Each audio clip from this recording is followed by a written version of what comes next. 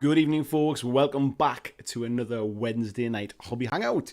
I haven't had one for a couple of weeks. Last week I was watching the England game, and the week before I'd been filming all day and I didn't get finished until late. That was when I was filming the Overwatch videos with Rob from Mantic. He travelled up, and we filmed all the stuff that day. So it was a bit of a chaotic and busy day that day. So yeah, we haven't had one for a couple of weeks, but we're back now.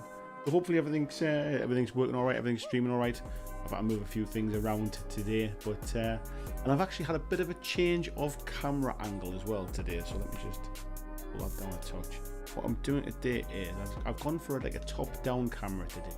If I lean right forward, you'll see the top of my head, but you shouldn't be able to see that. There was a bit of a clicking noise there. I think it's my remote control on my TV rattling about, but then it won't make a noise.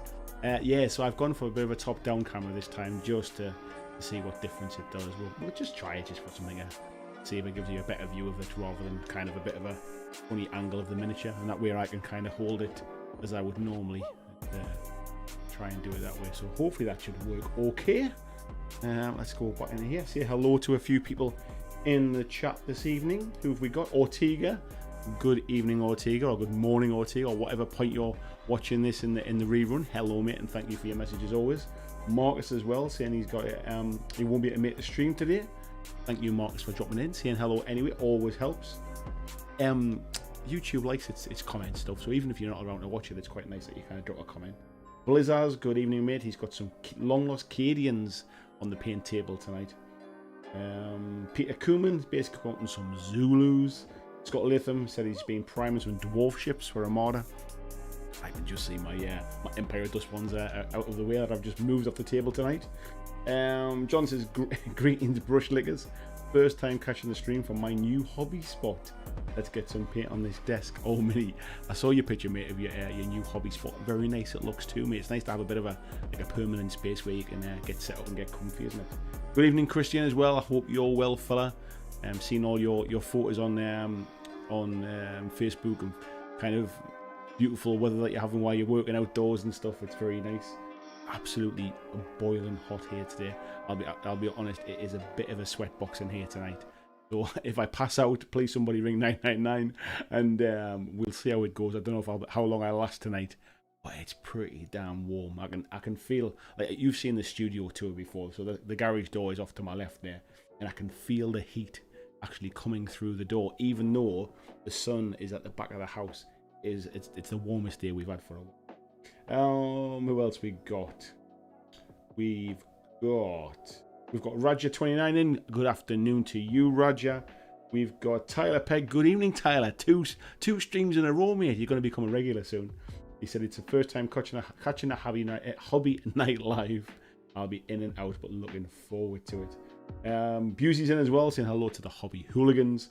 Chris Warden, good afternoon to you, sir. Deep Red, hail and well met. I think there's only you ever says that, mate. It's funny, it was something I don't think I'd ever heard until you said it, and then I seem to see it everywhere after that. Bobby Clark, good evening, mate. He's painting a Bloodthirster today. Is your brain drain, saying hello as well. Says Infinity painting, very cool. Yeah, that's the plan tonight, mate. I've got some, I'll show you the box and stuff, and the stuff that's inside it. I've got a couple of minis on my desk, and I've also got some of the stuff I've already painted, so I can kind of show you where if I don't get one finished tonight, that's the kind of paint scheme I'm going for. Tyler says he caught Monday Night Live and has been watching quite a few other videos. I did notice the comments that you've been leaving on them, mate. I need to get I used to kind of reply to comments as soon as they came in. These days I get a few too many, so I batch them up and reply to them in batches now. Did you enjoying the content? Caught the mental health one today as I travelled, and I suffer from depression, and it was great. Scott says the background music is a bit high. It's not changed from last time, mate, but what I will do is I will turn it down a touch.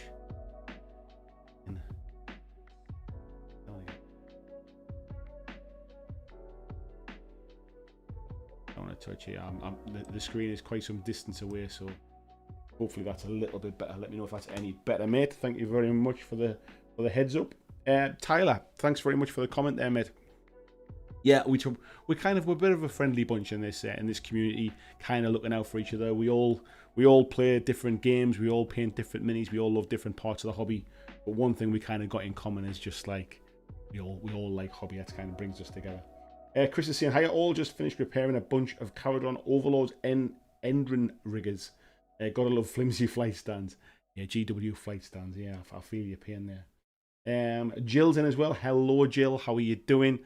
Jill is actually running a bit of a charity raffle. What I'll do is I'll wait a little while because I'll wait till the numbers get up a little bit more as people start to drift in, and then we'll talk about it. But please remind me, Jill, if I don't remember to talk about it. Yeah, Gregory's saying the background music is a bit too loud. I think what it is, mate, I think I haven't got the microphone as loud as I normally do.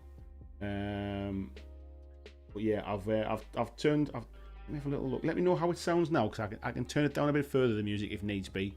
Let me know if it's any better. But I think what it is, I use a different microphone for the painting streams as I do for the Monday night live streams, and I think it just I think it's not quite as loud. That's all. Yeah, Greg's saying it sounds loud now. Fantastic. Anna's in as well. Red Rose Wargaming. Good evening, Anna. Hope you're well. Andrew Cooks is future boy here.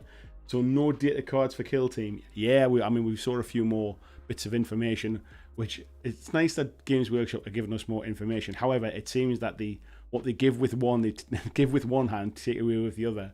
So they kind of giving us information, but then just making it a bit more, like leaving more questions behind, really.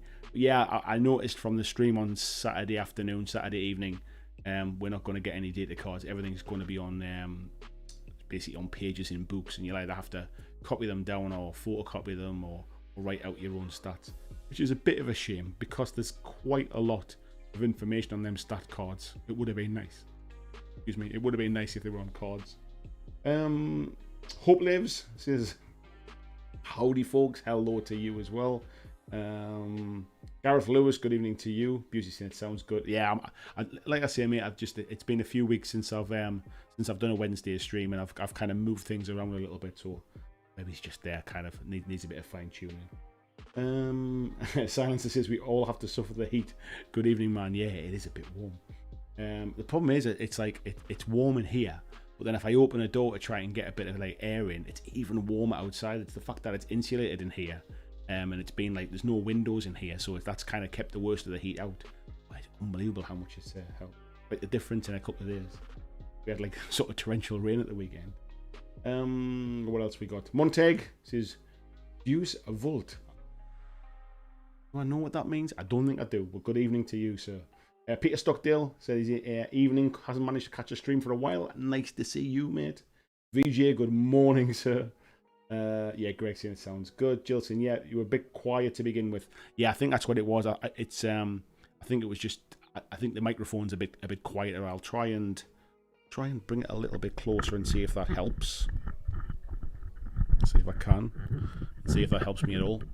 Probably when I think the other side of it as well is, as I turn away to read the screen, let me just tighten that up there. As I turn away to read the screen, if I do that might be better. Yeah, we'll see. It sounds all right now. VJ's got a cuppa and a Veeman on the table there. Andrew says, I still disagree. They call them data cards in the article. Headline on today's article. They do call them data cards, and they're not cards, mate. I guess it's like they call them war scrolls in AOS, and they're not scrolls either, to be fair.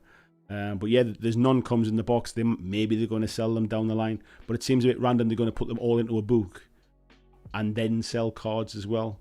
I'd be really surprised. I would have expected them to be in the starter box if they were going to do cards. Fast Panda's in as well. Hello, the Claw, mate. How you doing? Thought you might be in, mate, when you saw the Infinity stuff. Deep Red says Dice Volt says God wills it. There you go. I thought I'd heard it before, but I don't remember that. Stu's in as well. Good evening to Stu.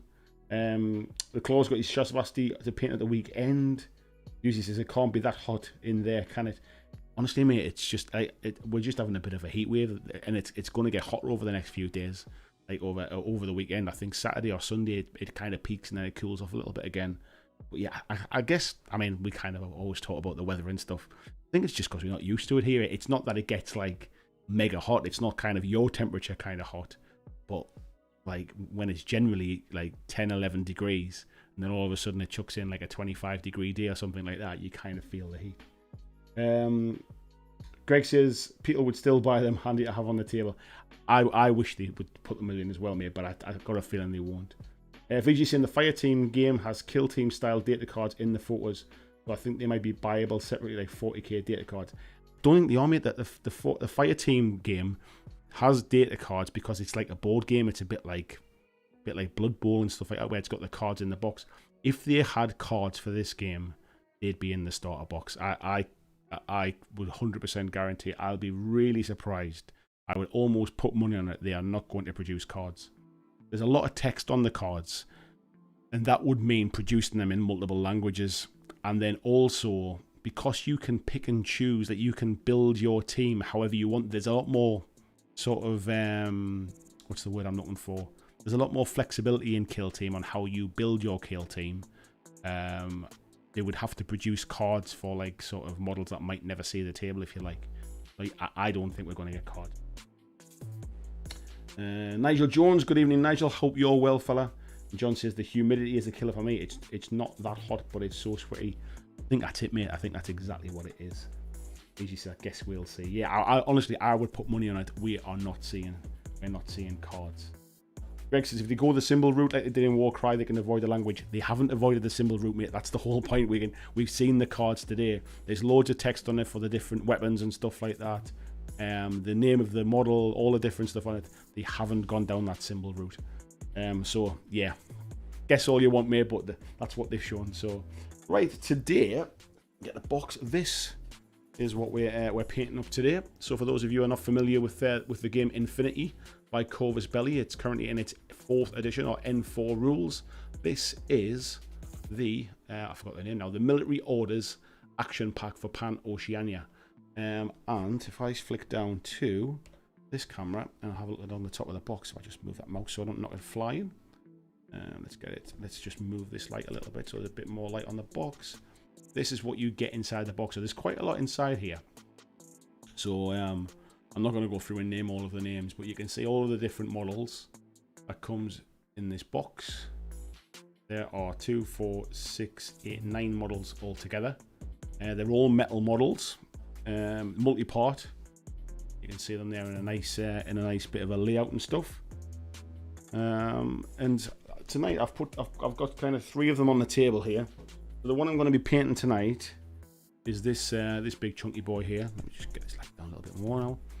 Is this big fella here, who is the name of the model is Knight of the Holy Sepulchre, which is an APHMG, or a heavy machine gunner. So yeah, that's what I'm going to be painting for a couple of reasons. One, it's my favourite model in the box, and 2, because it's just a bit bigger, so it's nicer to paint on camera. And then we've got another couple of models here as kind of backups if we're waiting for things to dry. And all I've done is I've primed these black, and then Zenithal primed them from above. You can see the kind of dark underneath, the whiter from above. It just gives me it gives a bit of contrast on the screen, and it also helps me pick out the bits that need painting. So I'll move those 2 out of the way. And then just for a bit of context, these are the models that I painted for Infinity Code 1, which comes with a Pan Oceania faction. And so this is the colour scheme that I'll be painting them, so to match these. These are all from the same faction, so I will be putting the snow bases on them again. As you can see, they're kind of like blue and white. I'm keeping them very similar to the kind of studio theme. He's one of the other guys as well.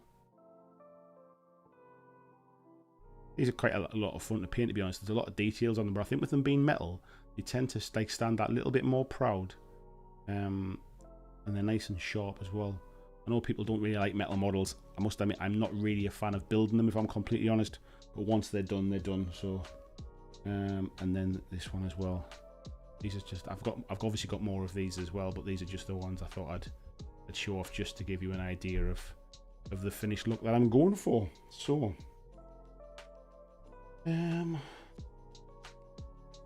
yeah, Greg saying he's not up to date on the most recent news. Yeah, they announced some more stuff today, mate, as well, which they've shown off more information about movement in the stat cards and stuff today.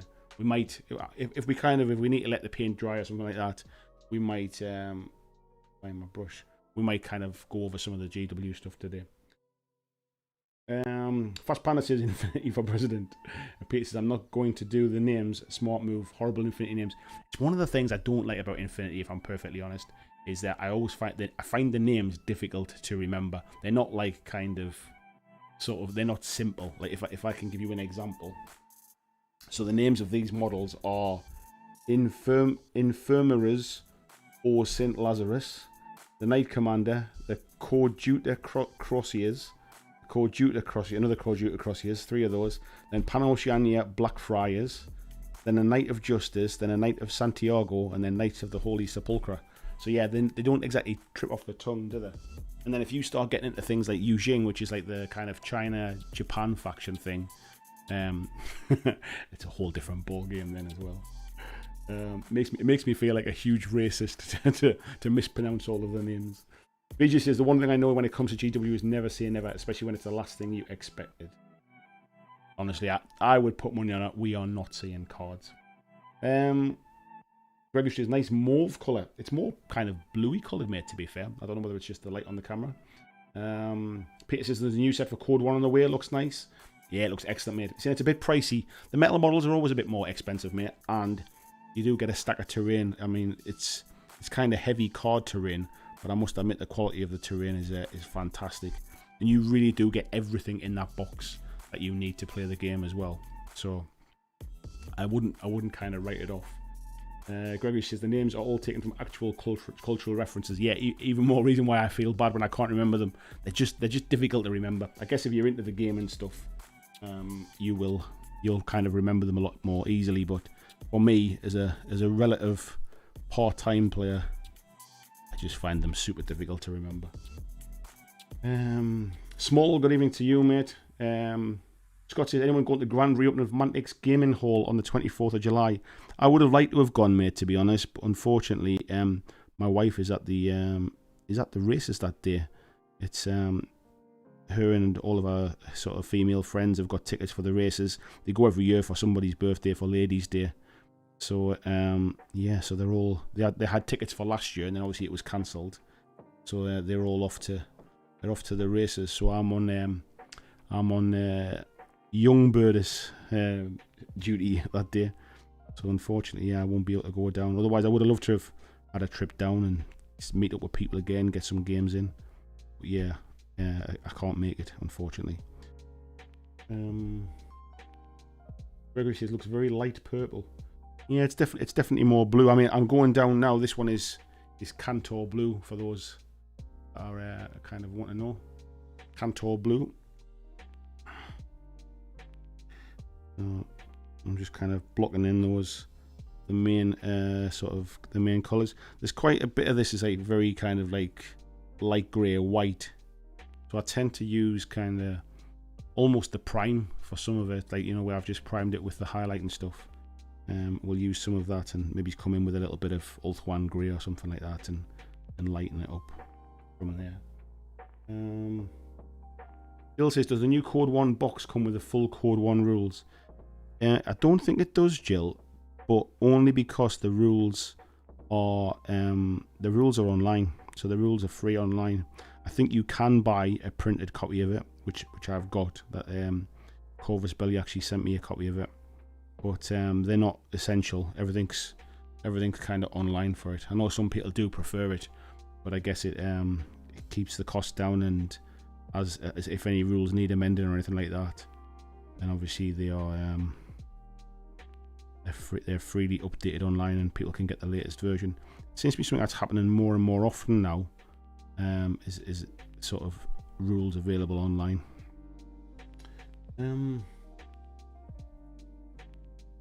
Peter says, I firmly believe they put a halt to gaming during COVID to prevent Eugene players from spraying their opponents when pronouncing their names. That makes perfect sense, mate. John says, loads of church references in the Lock Your Pin. Yeah, they're a bit of kind of like a holy order. They're one of the more religious factions, these ones. So, and they're trying to see what we're doing here. Trying to get these base colours in.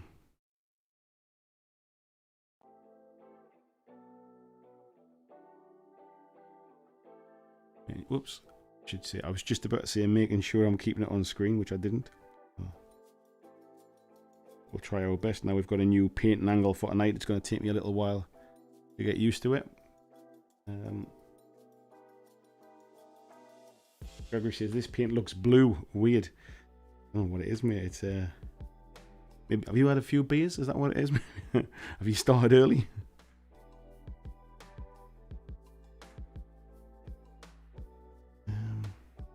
Yeah, I've got kind of like a reference picture on my screen here as well, just to try and sort of keep the colours in the right places.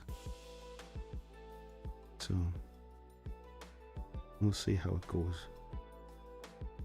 So how's everybody's week going? What have you all been up to? Who's been painting what? Anybody played any games so far this week? Anybody been out and about? What you all been up to? Folks seem to enjoy Monday's live stream. Views were pretty good. A few new subscribers as well from Monday, and obviously the clips video that I did for Tuesday as well, doing pretty good. Also, always nice to kind of bring some new folks into the BlackJack team.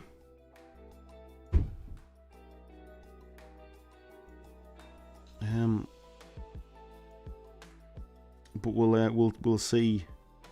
We'll see as we know more about the kill team rules, whether it's something I decide to pick up. I was always going to kind of probably pick up the rules. Just I like to be up to date on stuff like that. Just just obviously when people come into the live stream and want to talk about certain games, there are some games that are more popular than others, and it's helpful for me to at least have the basic understanding of the games.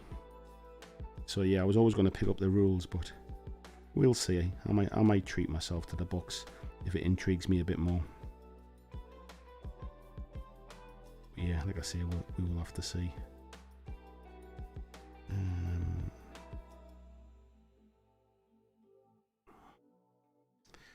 Right, tell you what, they're a little bit fiddly to get in and keep it on amongst just getting in amongst these legs and stuff. Jill says, I know, but I really struggle with online rule books. It makes sense. I know the Infinity ones don't. Just wonder if it was a smaller rule set. To be honest, Jill, the books are still pretty hefty because it still has all of the stat lines for all the different models that's available in Code 1 inside the rule book as well. So the book's not as small as you might think. I think it's still like over 100 pages long. Which is quite a lot for what's essentially meant to be a bit of a streamlined rule set. But yeah, the Code 1 book you can buy, but it doesn't come in the box. And I think when I reviewed the original Code 1 box, it was one of my big criticisms. Really was, it's not really a starter set if the rule book doesn't come with it. So. But yeah, it's becoming more common these days to not have printed books. I guess you could say it's more eco-friendly as well. Where are we up to here? Boss Panda saying the start playing guide with the new Crimson Stone. Yeah, the start playing guide is the same as you get in all of those kind of starter sets, but it's not the full rules. And actually, the start playing guides are roughly about, they must be about 10 pages long, and unfortunately they then repeat that in the main rule book as well, so you end up kind of like reading the same rule about 3 or 4 times in the rule book. I've said this, like I said this before in my review as well, it's just a weird layout. I think it would have helped people to get into the game for the first time if it was laid out differently, but that's just my personal opinion. I think the game's good. I just think there's some areas where it could be improved upon. I know it's one of those things that once you know it kind of thing, but it's not an easy book to get your head around at first glance.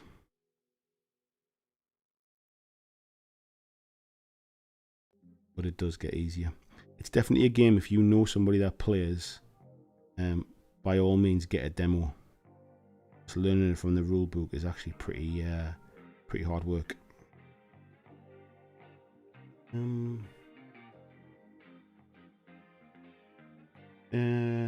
Peter saying, oh, Small says Warcry Catacombs. Warcry Catacombs. What are we talking about Warcry Catacombs for? I'm not really sure. Did I miss something? Peter says these models actually look like great stand-ins for Inquisition models. I'm not familiar with the Inquisition stuff, mate, to be honest. So I couldn't really comment on that one. I've pin these bits in here. Sorry, I keep drifting off. That's what I'm going to do. It's because I've obviously set the camera up when I've sat down a certain way, and when I've sat down again, I must have moved the chair and sat in a very slightly different position. So.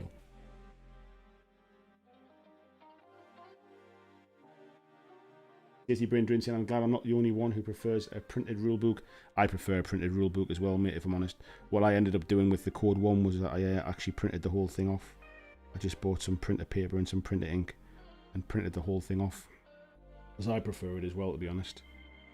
I've just been sent a rulebook yesterday for a new game that I'm expecting tomorrow to take a look at and review. I'm under NDA. I'm not allowed to tell you what it is. I'm not even allowed to post any pictures about it yet. But it's a board game. It's not from a company that I've kind of done anything with in the past. But they asked me if I'll be interested in taking a look at it. I think some of you will be interested in it when I can post the video. But yeah, they sent me the point was they sent me the digital rulebook yesterday. And the first thing I did was go and get some printer paper because I'd run out, and print off the rulebook and put it in like a plastic folder thing where I can sit and read through it. I just prefer to actually be able to read it on paper. I don't know what it is. I can't read it on a computer screen. Like, it just doesn't sink in, and I struggle with like even like looking at it like on an iPad or something like that. I just much prefer to have a written version of it. So yeah, I'm generally a person who loves technology and kind of embraces kind of apps and that type of stuff. Like I don't really read books. I tend to read a Kindle.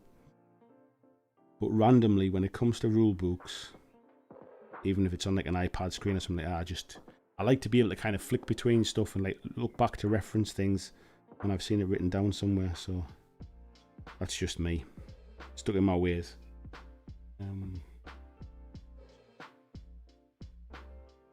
What are we up to here? Gregory's saying, as for Crimson Stone, it'll include a set of scenarios that teach the rules as you proceed. They're pretty much standard in Corvus Belli's 2-player starter boxes. Yeah, they are, mate. They are. They've been in every 2-player starter set that they've had, and they're fine. I don't mind those kind of quick start stuff, but the problem is there's quite a big, certainly before Code 1 came out and it was like N3 and stuff, there's quite a sizable jump from those kind of starter missions to the full rules. So if you're a brand new player, that's quite daunting. So you go from those kind of starter missions, and then you pick up the main rule book, and it's like 400 pages or something, and it's like, oh shit. So yeah, there's a bit of a jump. But even to Code 1, I still think there's a bit of a jump from those starter missions to the full rules. I feel like it could have been handled a little bit better, but yeah, like I say, just personal taste, and personal opinion. But yeah, I'm looking forward to potentially getting my hands on the new Code 1 set. I do like. I've always liked the Infinity. I've said this loads of times on the channel. I've always liked the Infinity setting. I think the models are fantastic quality. I think they're a pain in the backside to build sometimes. But once they're built, I definitely stick my fingers together more often with trying to glue these sort of small pieces, and super glue is a bit of a lethal combination. I definitely tend to stick my fingers together more often with Infinity Minis than I do with anything else. But yeah, like I say, once they're stuck together, Because what I find is when they come to super glue them, they don't like kind of set quick enough to hold them in place. So you have to hold them.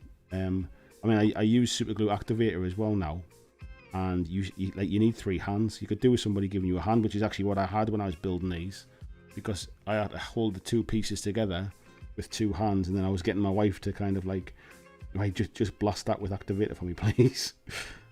So we got there in the end.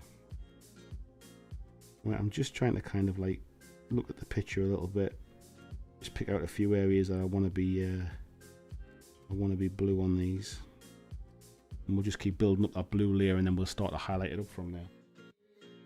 It's quite difficult to kind of see what it is I want to be different colours and stuff. Right, go back. I've looked at some of this chat here as well.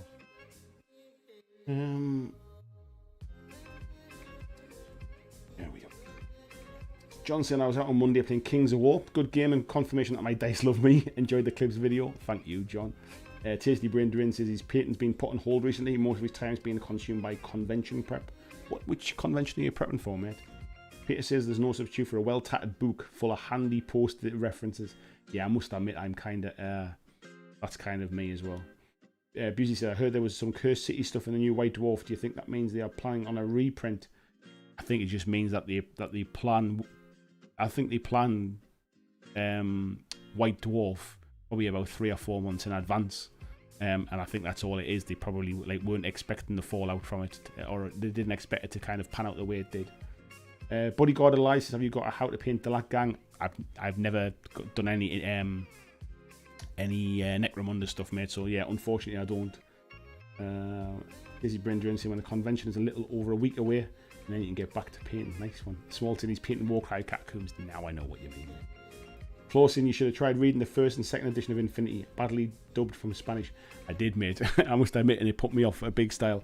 In the same way, I read the Batman miniatures games rules as well, which were also badly translated from Spanish as well. I don't know how that game ever survived to to reach a point where actually the rules were readable. So yeah, I did read that back in the day. But I mean, there's nothing wrong with that. It was a Spanish game by Spanish creators. So no wonder it was in Spanish. Right. Right, look to see. Got a little look on the box here. See if I can get any tips about which bits need to be blue. I think we're gonna do looks like the inside of those, I think, as well. Yeah, we'll do those as well. So inside on the back here as well in these bits. Oh, off the screen. There we go. We're back. Yeah, we'll like I say, we're just trying to work on some better camera angles. Just trying to improve each time. Sometimes it's going to go backwards before it goes forwards, but yeah, I'm just trying to kind of keep improving a little bit at a time. The problem is every time I change the camera angle, I have to kind of relearn how to paint again, and make sure it's under the camera. So it takes me a little bit of time. But I'm sure you don't come from my painting skills. You come for the silky conversation.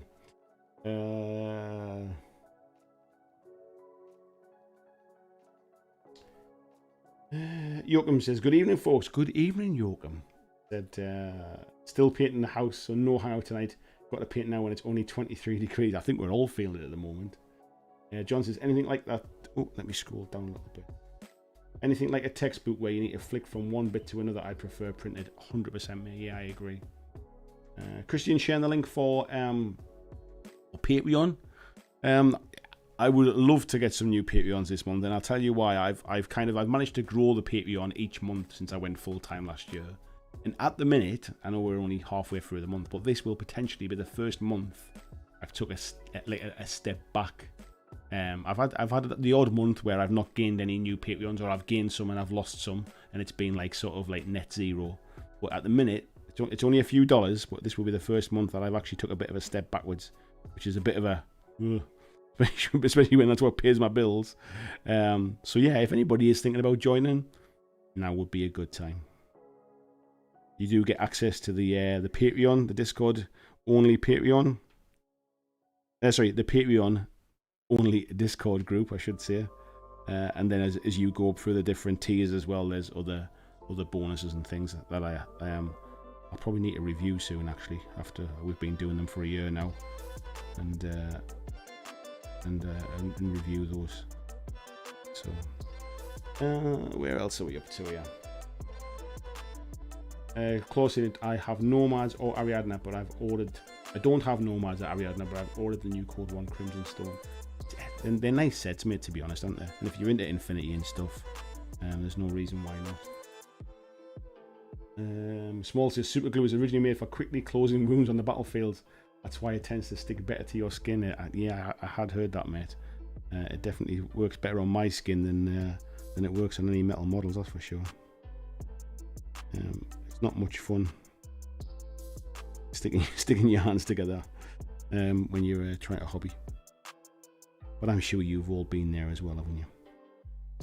Right, I'm just obviously I've not seen the back of the model on any pictures or anything like that, so I'm just kind of picking out the odd few little bits of areas here just to. And you'll see I'll make the odd mistake in that, but I'll just tidy them up as we go. I don't know if you can actually tell here, but so these arms, there's a person inside this machine type thing. I don't know if you can tell, but underneath there's his normal arms down here, and obviously as he moves the arms, the big mechanical arms move as well. So you might be able to see them kind of coming down there. I think it's quite a cool model. What else have I got? Anything else I should be painting there? I think that'll probably do us for now. I'll just give it a few more. Just kind of make sure that we've got a good coat of the blue on there, because we're going to be highlighting that up. So we'll take it from there. So, folks, got any gaming planned this weekend? Well, I've actually got a night away with my wife on Friday. We did have it planned for a few weeks ago. We dropped a little boy off at nursery. Dropped all of his bag and all of his sleepover stuff at his grandmother's house. Me and my wife went to the hotel, and we dropped the car off. We got a taxi into town. We went to go to what they call like an escape room thing, and just as we went to check into the escape room, we got a phone call from the nursery to say somebody in the nursery's tested positive for COVID. You need to come and pick him up, and he needs to isolate for 10 days. So that kind of put paid to our night away. We fortunately we managed to be able to kind of change. The hotel were very nice actually, and managed to let us change the night that we had planned to another night. And the escape room folks were really kind as well, and they said, look, we'll not put you down as kind of attendant today, and we'll move your booking to another day. So the plan is we're going to go this Friday now. So fingers crossed it doesn't happen again, because that was a right pain in the backside.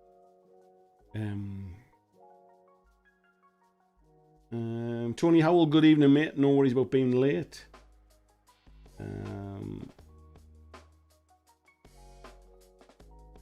Peter says, for anyone who likes to print stuff, I can recommend an Epson Eco Tank printer when you buy a new one. Bit pricey, but I've saved so much on ink. I just buy the cheap kind of copy cartridges, mate. Like not the original ones. I got a load off Amazon for like next to nothing, and they've lasted me ages. The closest, putting them together with 3 hands. Tell me about it when I only have one. I tell you what, I must admit, mate. Like obviously, I didn't want to be cheeky and kind of ask you how you manage, but I must admit, when I was struggling to put them together, I was thinking, how does that boy cope? How does he manage? How does he manage to kind of mess on with these? Because I tell you what, it's not. I obviously I struggled myself, so I don't envy you having to try and do it with one hand, mate. Where are we up to? James Orm, good evening, mate. He's killing the last bit of time at work. Let me put up there. Actually, where's the? Oh, it is a black. Stacey Brinton, he's prepping MechaCon, an anime convention in New Orleans.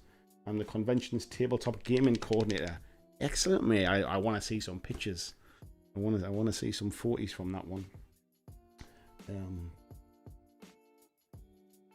Silencer says, I can see CB has improved a lot in terms of splitting parts of miniatures. No longer have to try aligning a hand holding a rifle and the other one. Still remember Wu Ming or a nightmare. To be honest, mate, there were some in this box set where you did have to kind of try to align a few bits like that. But generally, yeah, I think it's as they've gone to like digital sculpting, I think it's become a lot better. And some of like the, what they called, like the little the bits that stick out, the joins between the parts, if you like. There's a proper word for it, but I can't remember what they're called. The bits where like the arm sticks into the torso, for example. They've become a lot more like sort of well fitted. Didn't have a lot of kind of gap filling or anything to do on them this time.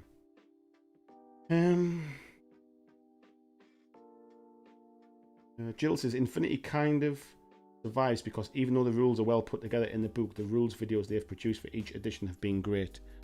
Yeah, I mean, Infinity is definitely a game that the community are all over it, and they do support like new players and stuff like that. I mean, I'd give them their dues. They do support new players. Right, just trying to see. Right, I'm just painting these little bits into here black, and the idea is I'll kind of I'll come back and put a bit of silver into them. I'm just giving them a base coat really, into some of these kind of joins, and more so because I've primed it with the Zenithal prime and there's a lot of white on the top. If I miss any bits, then at least putting black into the joins and stuff will help with that. Yeah, you're working okay. Jill says, "Yeah, best perk there is the Discord." I'm glad you like it, Jill. Beauty says, "I blame all these heat waves on Greta Thunberg." Yeah, I think it's just like it's not like it's never been hot before. I don't know enough about how global warming's working to say whether that's what causes it, but yeah, to be honest, pretty damn miserable here most of the times weather-wise. So a little bit of nice weather's never a bad thing.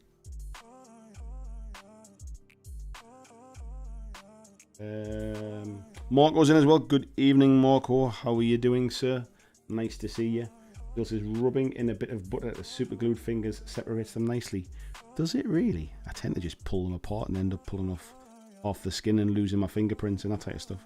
It's like my last mobile phone had like a thumbprint scanner for like accessing the phone, and I've stopped myself getting into my phone on many an occasion through super glued fingertips and like sort of messing up my fingerprints until it's kind of cleaned itself up. So, but like the phone I've got now is like a face scanner type thing, so it opens when I look at it now. Which, to be honest, I've had, like, obviously with wearing masks and stuff for the last year, that's been a right pain in the backside. So I kind of wish it had gone back to the thumbprint.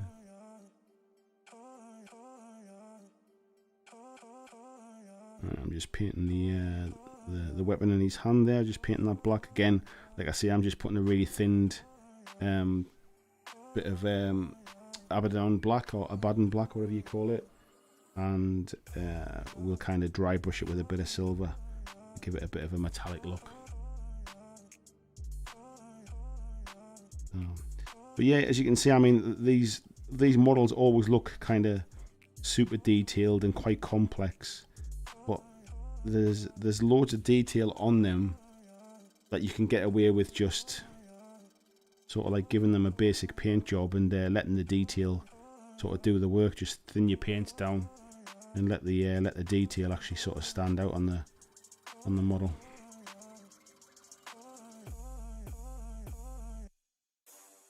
But yeah, I quite enjoy painting Infinity Minis. I kind of go through sort of bits and starts of I'll not do any for a while, and then I'll go, I haven't painted any in a while.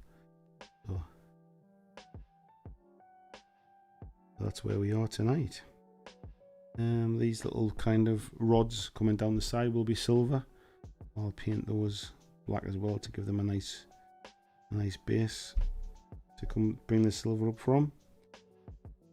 Vijay says building multi-part kits with two-handed weapons, so much joy. Yeah, I think some of the ones I've had a bit of a pain with was I built some bolt action minis a while ago, and like they have the weapons separate from the hands. It's like a left arm, a right arm, and then a completely separate weapon as well. And unless you are massively kind of clued up on your World War II stuff, I've got no idea what the different weapons are. It doesn't tell you what they're called in the instructions. It just says you get all these weapons, and you might be able to give this one a Browning gun, or you might be able to give this one a different type of gun, or whatever it was. I'm not like a massive history buff or anything like that, so I didn't know what the different types of weapons are. Some of the Mantic ones are the same as well. They talk about giving you different options of what weapons you can have. But they don't actually tell you what the weapons are called. So when you look in the rule book, for example, it might say, let's say with the what they call the Veermen, the rat guys, it might say has the option to take a plague gun or something like that, and it's like, well, I don't know what a plague gun is. It doesn't tell me anywhere what it is. Some of that stuff gets a bit on my nerves. You can definitely tell the games that are designed for sort of entry level or beginners, and the ones that are designed for people that have been in and around those games or those universes for quite some time. Because give Games Workshop their due, like at least they tell you what a las gun looks like. They tell you what a bolt pistol looks like. They tell you what a bolt gun looks like. They're pretty good with their instructions for building models and stuff. But yeah, there's some other companies out there that are not quite at that level, and I don't know why. I don't know why. Like, having instructions seems to be a thing that companies just think, nobody needs it. Like, it's just more work for us. We'll give them a bit of a puzzle, they can just work it out for themselves. I'm not really sure why some of them do that. Doesn't seem to make any sense to me. But hey, what do I know? Andy says, hello, 3 hands building infinity models. Yeah, he just does an ace job with one. Everywhere I agree, I get them stuck everywhere but together. Yeah, I mean, I've struggled in the past with even getting them to stick together. And it's been like a sort of like an exercise in frustration. But this time I used Activator with them. I mean, I bought Activator a little while ago, but I've not built any Infinity Minis since I started using the Super Glue Activator. And yeah, whilst it worked much better, it was just a pain in the backside trying to hold two things together. And then it's like, right, so now how do I spray the activator now? Yeah, luckily my wife was there. she was on activator duty.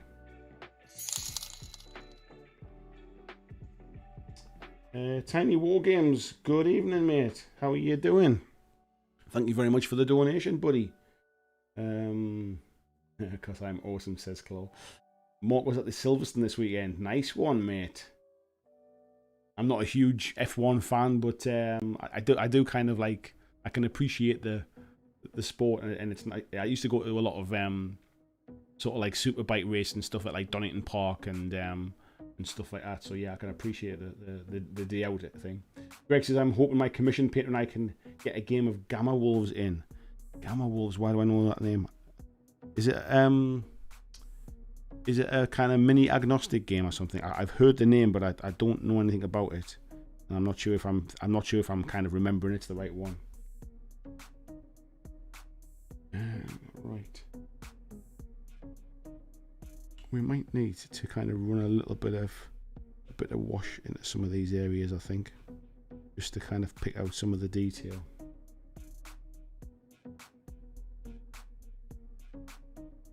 It's starting to come together. Right, we'll get a little bit.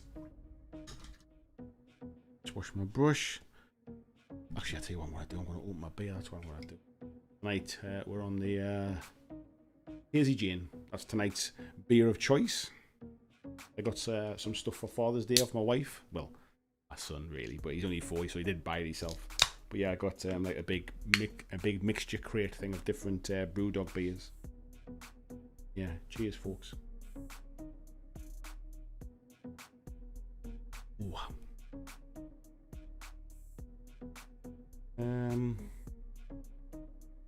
Yeah, we have to let me catch up with some stuff. Tyler says plan is to getting painting done. Going to continue work on Orc Storm Boys. Maybe start on Storm of Celestius, Underworld's War 1. Nice, mate. I'm also hoping to play some Marvel Crisis Protocol and Armada. Nice choices, mate. Nice choices. Andy says I like rule books, but I used to buy magazines. Yeah, I know what you mean. I actually, it's quite nice to have a magazine now and again. Tony says just had Will sent on today. One person in his year got pinged. So school ignored the whole bubble thing and sent the entire year home. Exactly the same thing happened to him last week. The frustrating thing was for me was I knew Jackson was absolutely fine. Jackson's my son, by the way, if you don't know. I knew Jackson was absolutely fine. Tested him when he came home just to be on the safe side. He was absolutely fine. However, because he had to isolate for 10 days, like it was, well, he can't go to his grandmother's now. He can't go to his grandmother's and granddad's like overnight while me and my wife have a day out. Like, and it was like so frustrating. We had to then get a taxi back to the hotel, pick the car up, like drive back to the school, pick him up from the school and stuff. It was just like an absolute disaster. I was fuming.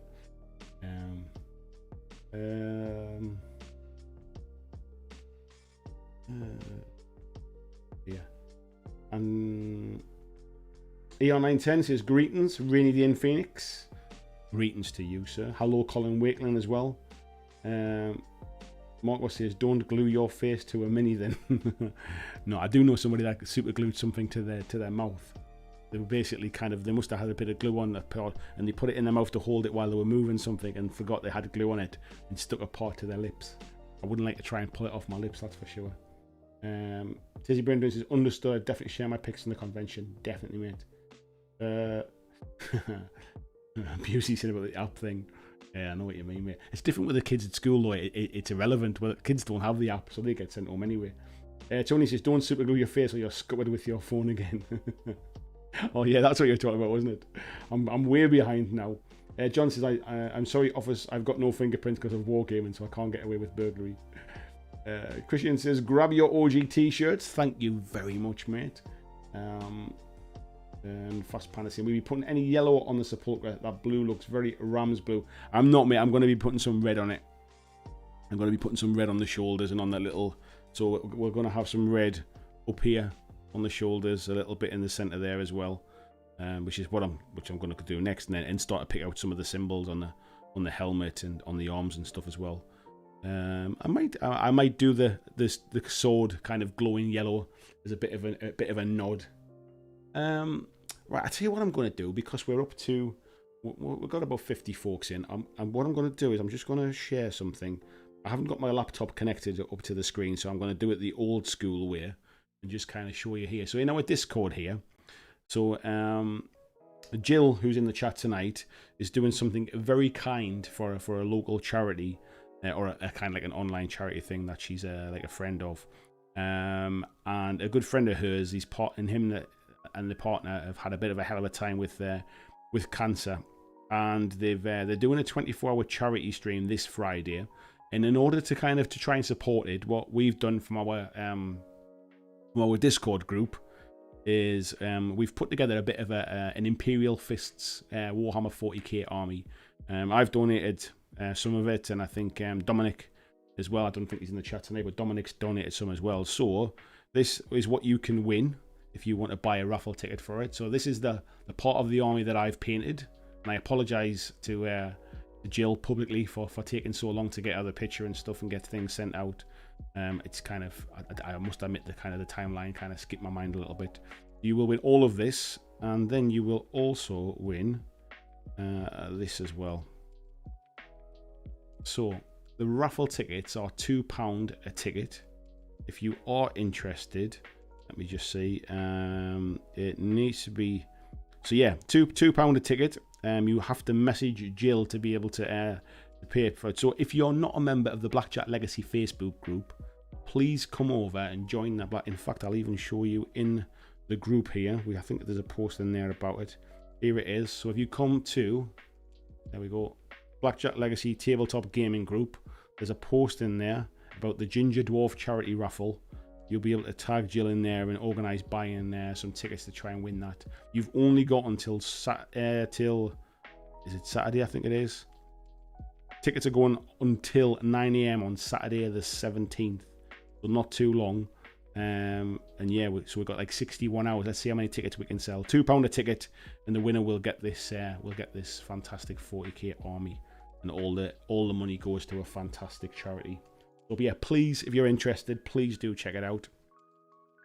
And try and support somebody in our community to support somebody else. It's always nice to kind of to share the love a little bit. Mephiston Red now. VJ says instructions seem like the easiest thing in the world, but so many companies seem to skip them. I don't understand what it is, mate. You wouldn't like.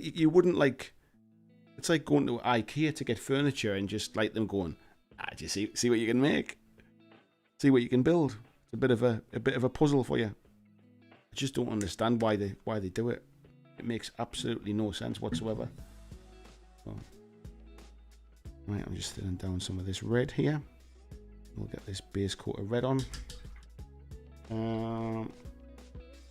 Let me just. I'm just saw there. Gamma Wolves' Ash Barker's that game. That's why I recognised. It is mini agnostic, but I must admit I forgot that's what his game was called. It's like the big mech warrior thing, isn't it? A bit like BattleTech type thing. Marcus says he's painting miniatures for a game publisher today. My first ever business commission. Secret project. I believe it might go on Kickstarter. Very nice, mate.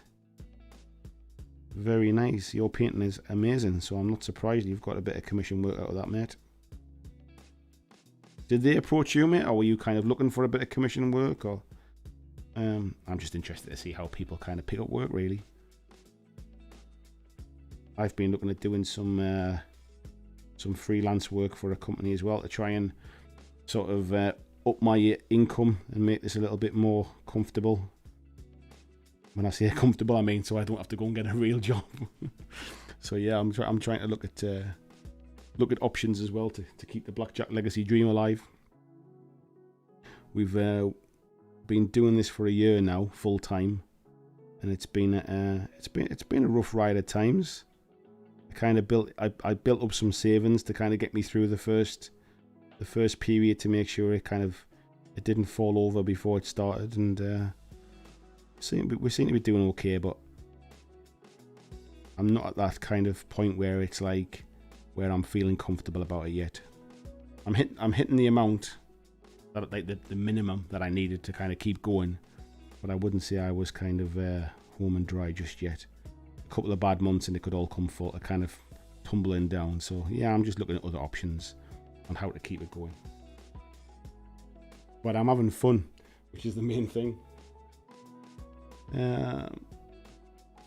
Right, I need to thin this down a little bit. So what I tend to do with stuff like this, so there's a little symbol on the side here. All I'm going to do is I've thinned down this red paint. I'm just going to try and run it in to the symbol there, and then what I'll do is I'll tidy it up. I'll kind of rub the surface off there, and you can see it's kind of gone a bit pinky, but it's fine because I'll just tidy that up with the white afterwards. So I'm just trying to kind of sort of let the paint soak into the symbol.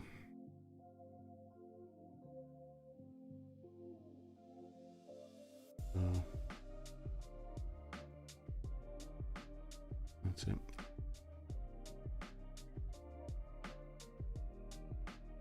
And then we'll tap it up afterwards.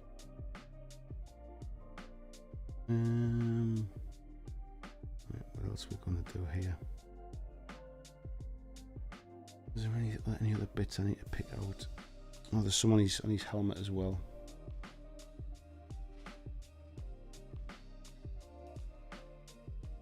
Try and get in here as well.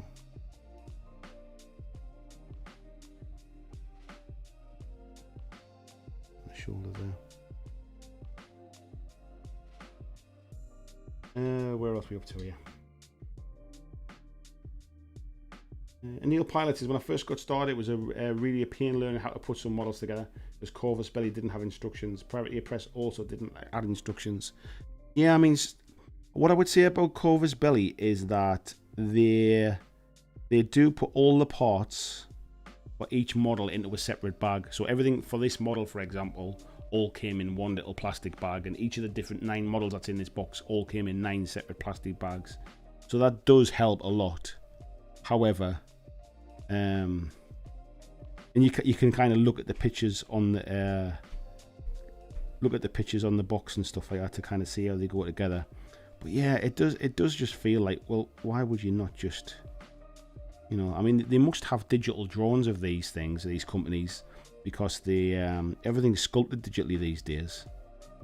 You'd think they have digital sculpts to be able to very quickly put together a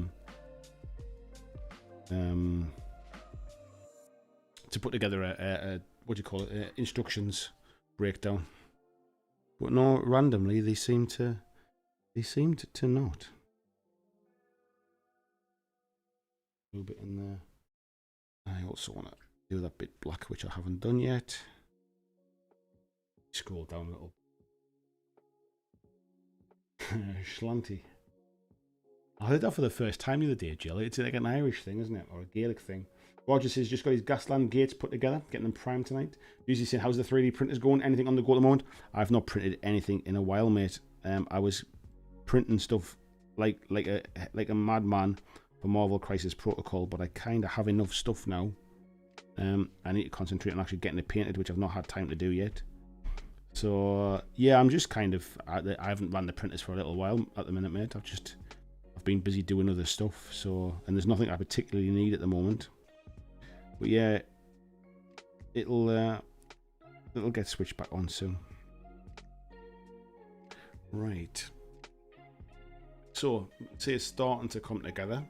I think what I'm going to do is I'm going to get a little bit of Nuln oil, and we're going to run it into some of the areas just to kind of give some kind of delineation between different panels and things, before we start to highlight things up and stuff. Neil Pilot says moisture does help super glue cure more quickly, doesn't it?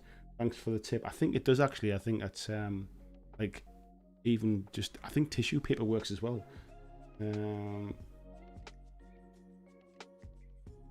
Jacob says just tune in. Hello, Jacob. They don't follow Infinity that closely. Is N4 out already? Yeah, it's been out about a year, mate, now. Maybe even longer.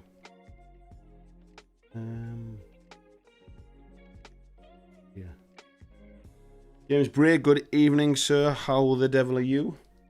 Bill says, thank you for shouting out. Not a problem at all. You are very, very welcome, and I'm glad to support it in some small way as well. I would say, I was about to say, actually, cancer is something that fortunately I've not really had to kind of experience with family and stuff. However, one of my uncles has just been diagnosed with cancer and doesn't have very long left to go, unfortunately. So yeah, let's just say a lot of misdiagnoses through the pandemic stuff have kind of led him to a point where it's like, yeah, there's not much option for him at the moment, sadly. So yeah, so it's not, like I say, it's not something that as a family we've not really had to deal with much, but yeah, unfortunately we are now. So I can imagine what it must be like for folks to go through it. Yeah, I've just got this Null oil here. I'm just kind of running it into some of these areas. This is only the problem when you start a kind of zenithal prime stuff. If you've got any bits that you haven't painted, or you kind of like you haven't quite got into the gaps and stuff, this is the problem with it. You do end up with a lot of white stuff. So what I tend to do is just really thin down some Nuln oil, kind of wash it in, and then come back and kind of highlight up and take the edges off it, really. So yeah, that's what I'm kind of doing at the moment.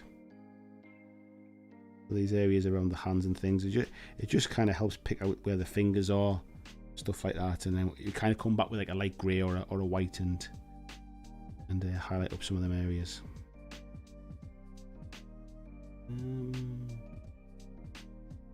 Up to you. Tony saying, having been devastated by cancer ourselves, got to support the cause. Yeah, I agree, mate. I agree. Marco says the publisher posted on Facebook looking for painters. I commented with my Instagram and sold myself cheap just for the experience. Ah, nice. That's the way to do it, mate. Yeah, I'm looking at some kind of freelance stuff at the minute, and it is more. I'm talking with a company at the minute about it, and it's more around sort of almost hiring out myself and the studio to record sort of stuff for a company for their videos. So I wouldn't necessarily be in them. I would just be kind of like hiring myself as a like hiring my equipment, my studio, me as a as kind of like the producer, kind of switching camera angles, that kind of stuff, and then editing everything together at the end and giving them a finished product type thing. So it might come off, it might not come off. It's something we're kind of talking about. I obviously don't want to say who it is or anything like that, because it might not happen. But yeah, it's just I'm just like I say, I'm just looking at other ways to use my knowledge, my experience to keep doing this. So yeah, so if anybody does know any games companies, if there's anybody in the chat from a games company who wants to kind of they want to do a promotional video, or they want to do some gameplay videos, but don't really have the equipment or don't have the space to film, it's something that I'm opening myself up to looking at. Right, I'll up for some of that stuff through here as well. Right, we'll let that dry a little bit. We'll catch up with the chat. I'll have a drink of beer. Put that on my tray as well, because my tray is metallic and it's got magnets in the bottom of the stand. And I'll have a quick beer while we catch up with some of the stuff.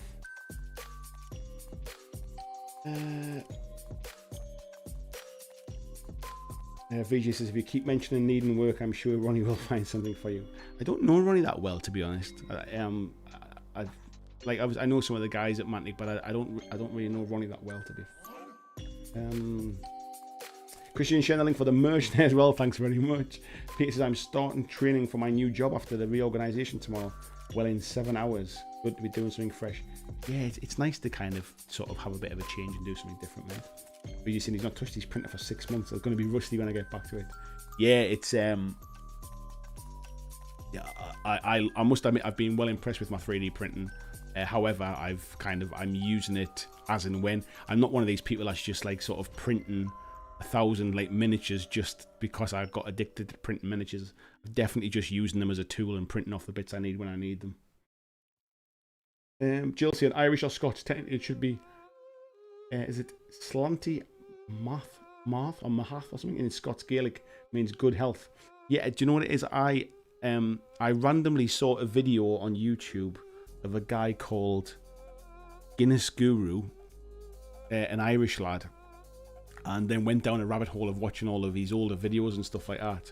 And he said it, and it was the first time I'd heard it. So yeah, I like watching some random YouTube stuff.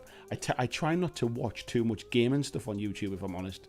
It's almost like when I'm watching YouTube, I watch like random bits and pieces. I've been watching some stuff about Darren Brown recently and stuff. Just it's like I try to have a little bit of a break because this is my job and it's also my hobby as well. So there's times when I'm just sitting at home, kind of just sort of sitting painting, watching TV or something.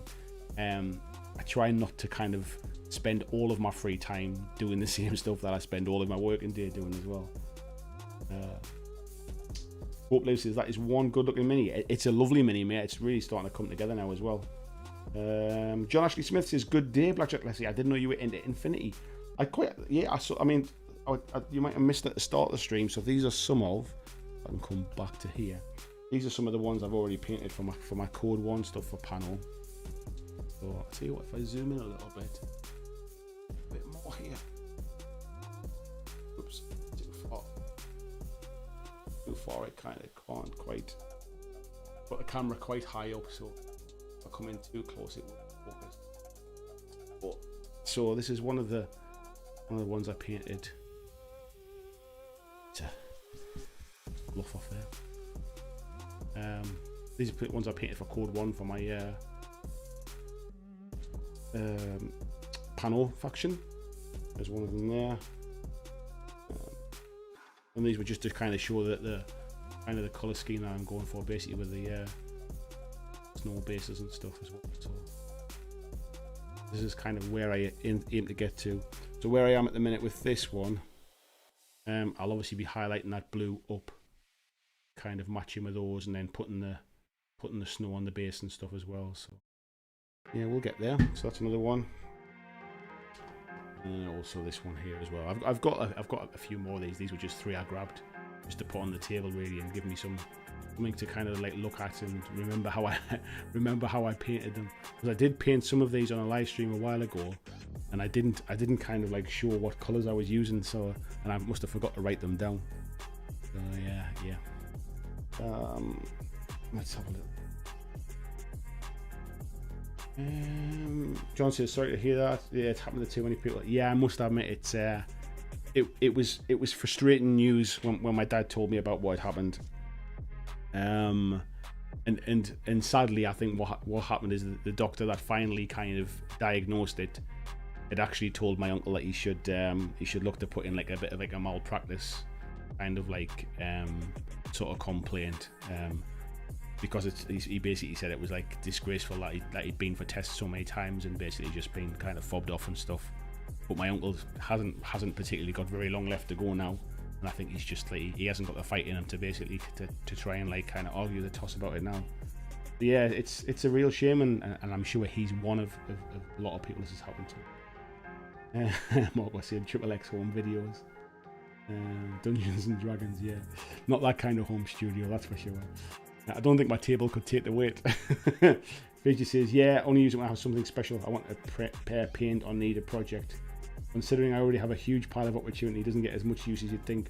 Yeah, I'm 100% sort of glad I bought the printers. I've definitely got my money's worth out of them with the stuff that I've printed off. But I'm not one of these people that's like addicted to 3D printing and just need to constantly have something on the build plate all the time. Barry Kleiber, howdy to you, my friend. Hello, Tiberius as well. Sexy. Claw says, the offer of a game of Infinity is still on the table. Either come down here, one of our studios, can come up. We definitely need to sort that, mate. 100%. Maybe it's when the new Code 1 comes out, we can maybe do something together. That might be fun. Gives us a reason to kind of to aim for, mate. Peter says, well, he's off to bed, starts his new job tomorrow. Enjoy the new job, mate. Take care, have fun. John says, if you have a taste for the Japanimation, Infinity is on target. Some of their battle suits are not. I'm not a big fan of like mechs in general. That's not really my thing, but I do love that sort of. It's got a name, but it's kind of like clean sci-fi. It's almost like it's a sci-fi game. It's not like kind of Warhammer 40k where the world is full of doom and gloom and there's just constant war. I like that kind of Infinity idea of like the world is still happening, people are still going out to work and going shopping and entertainment and not that type of stuff. But there's this kind of like there's this sort of war or this sort of political espionage thing going on under this thing. Tolmark, hello mate. He said he's just painting the scenery expansion for All Out War. Nice one, mate. Nice one. John says, night all, wife's graduating a chemistry degree tomorrow. Congratulations, Mrs. Estel. Non-grimdark. I think it's, is it not actually called clean sci-fi? Something like that. It definitely has a name when it's something like it's something about where it's all kind of, you know, a bit like, what else would I say was that a similar thing? It's that like Akira thing. The I think it might actually be called clean sci-fi.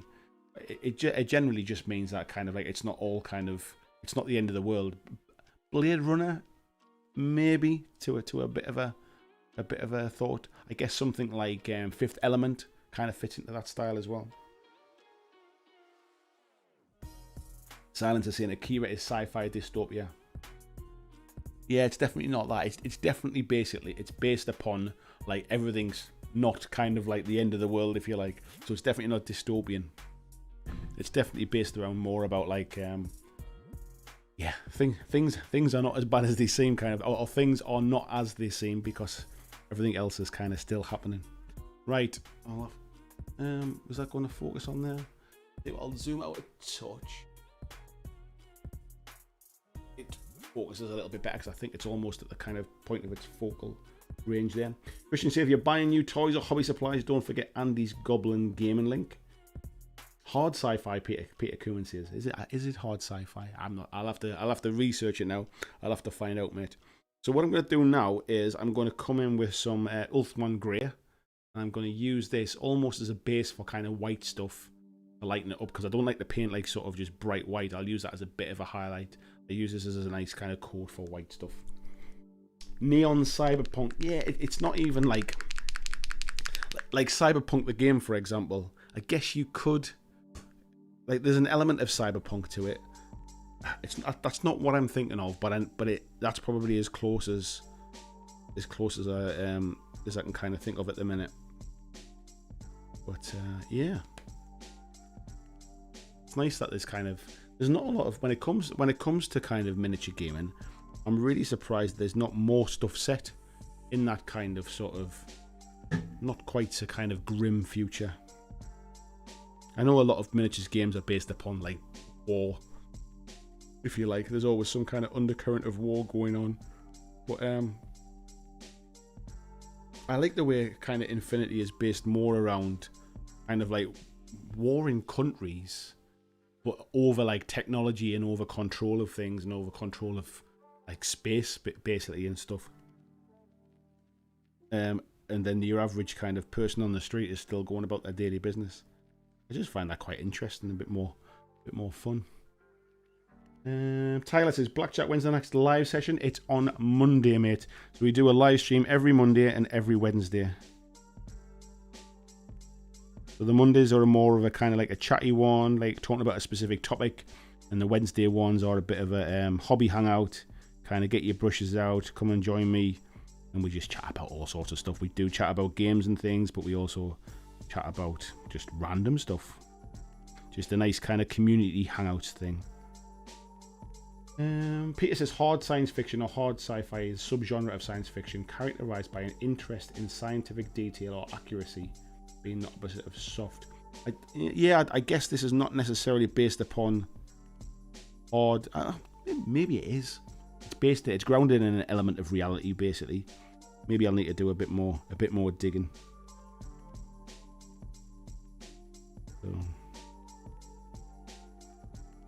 So yeah, I always use this as kind of like a base for white stuff, but it's not a great. It's always a bit gritty. This Ulthwan Grey, I find. So it's one of those things that needs to be done really thinly and layered up. I've got a nice Vallejo white, which I'll kind of use as spot highlights and stuff, but it's too bright for this base stuff here. But it just tidies up some of the edges and things. Bill says Cyberpunk tends to be quite grim. It was a reaction to big business and Reagan Thatcher in the 80s. Yeah, I mean, I like the Cyberpunk aesthetic. I must admit, like I do like Cyberpunk the game and that setting and things. I do like that. But I wouldn't say Infinity was that. Infinity seems to have like there's a is Netrunner Cyberpunk as well? I think it might be.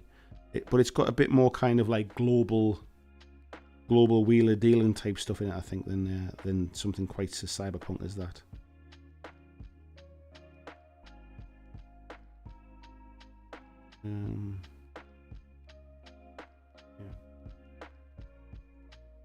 Shadowrun feel Fast Panda saying, yeah, I know what you mean, mate, and that's kind of when I was thinking of like Netrunner. That's a kind of thing I was thinking. John says, yeah, near future hard sci-fi is a cool setting. Allows for quite a wide latitude. I get the fix with Tomorrow's War.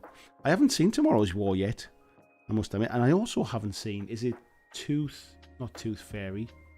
There's something else on Netflix at the minute I haven't seen.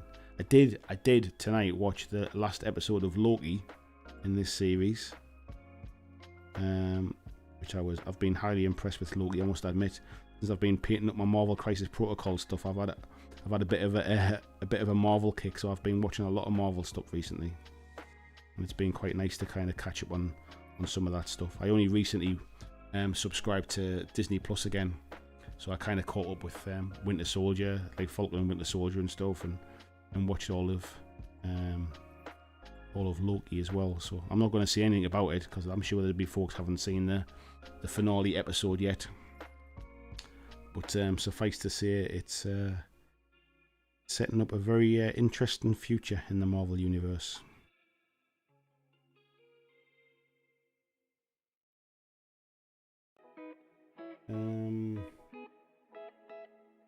Yeah, Jill says Netrunner was a clean version of Cyberpunk 2. Yeah, that's kind of what that's what I'm thinking of. Infinity's more clean sci-fi. Yeah, that's what I was saying. Clean sci-fi. I'm sure that is a term.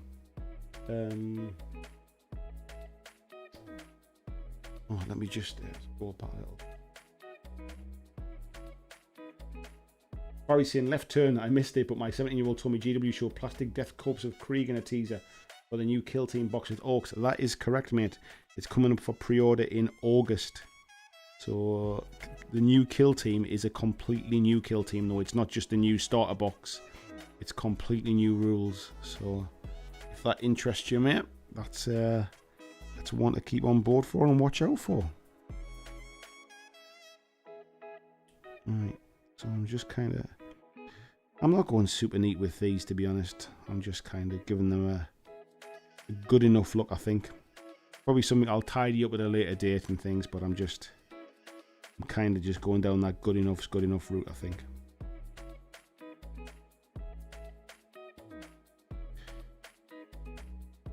Keep that's giving us a nice change of pace, something to paint tonight.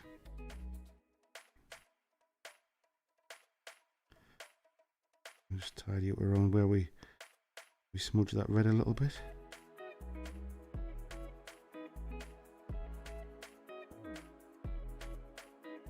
And just keep building up those base coats.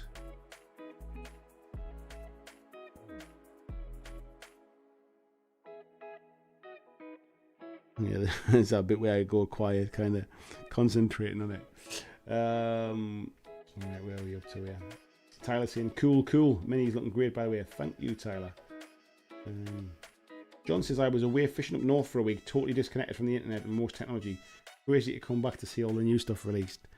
Yeah, it has been quite a lot of new stuff announced at the weekend. I had I don't know if you heard me mention it on Monday on the live stream, but I had a day off kind of technology stuff on Sunday.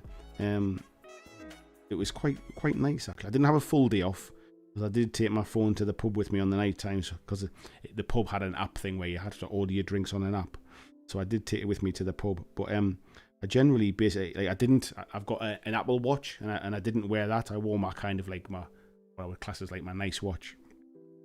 I got a nice watch for my engagement present from my wife. When she got a nice engagement ring, I got an engagement watch. So I kind of keep it and wear it for special occasions and stuff. But I wore that on Sunday, so I didn't have my Apple Watch on. I didn't take my phone. I left my phone at home and left it on charge, and kind of it was quite nice. It's been such a long time since I actually had a day off away from the phone. It was quite refreshing.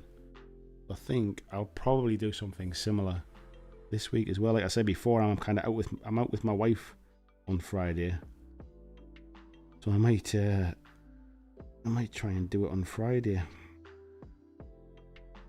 But then I also worry because the little one's staying out. We need to be reachable. I guess as long as my wife has her phone with her, it's not so bad. I have a horrible habit of basically when I've got my Apple Watch on, like it gets like pinged constantly, like people messaging me and stuff like that, and emails coming through, and people tagging me and stuff, and Discord messages and all that kind of thing. And it's almost like a constant stream of stuff. It's quite nice to have a little break from it now and again.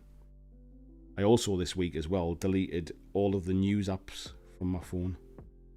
I'm getting a bit down in the dumps and a bit sick and tired of all of the news constantly being negative again.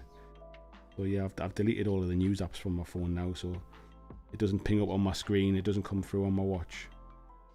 And I'm already feeling better for it. Sweet Tooth, yeah, that was the one, mate. I couldn't remember the name of it. Silence is Infinity has its waterfront, that being Paradiso in its lore. and it's more akin to Shadow War or Cold War style, which is conflict waged from the public's eye. Yeah, that's exactly it, mate. It's like everybody else is kind of going about their business, and there's all sorts of industrial espionage and kind of warring governments and kind of super secret societies and things. Like the Pano stuff, like a lot of the Pano stuff and thing is almost like in corporations and things like that.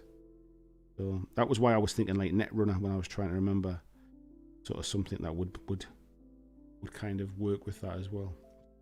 Need to tidy up some of this. Is it on the screen there?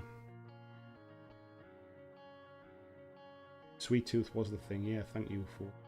I've not seen it yet. Tomorrow's War came out in 2011, hard to believe, wow. I thought it was... I'm thinking of Tomorrow's War being... Is that not the new thing that's on Netflix with...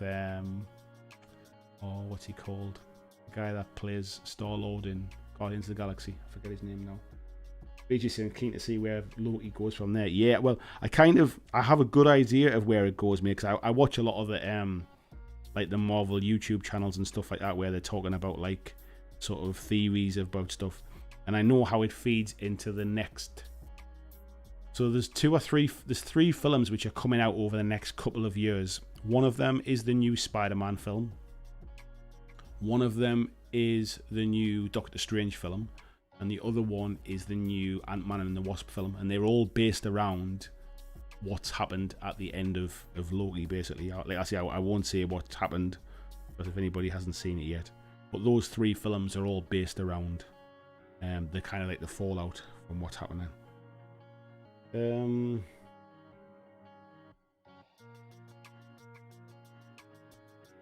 Tiberius says Marvel is making better Doctor Who than the BBC have since Russell T Davies left.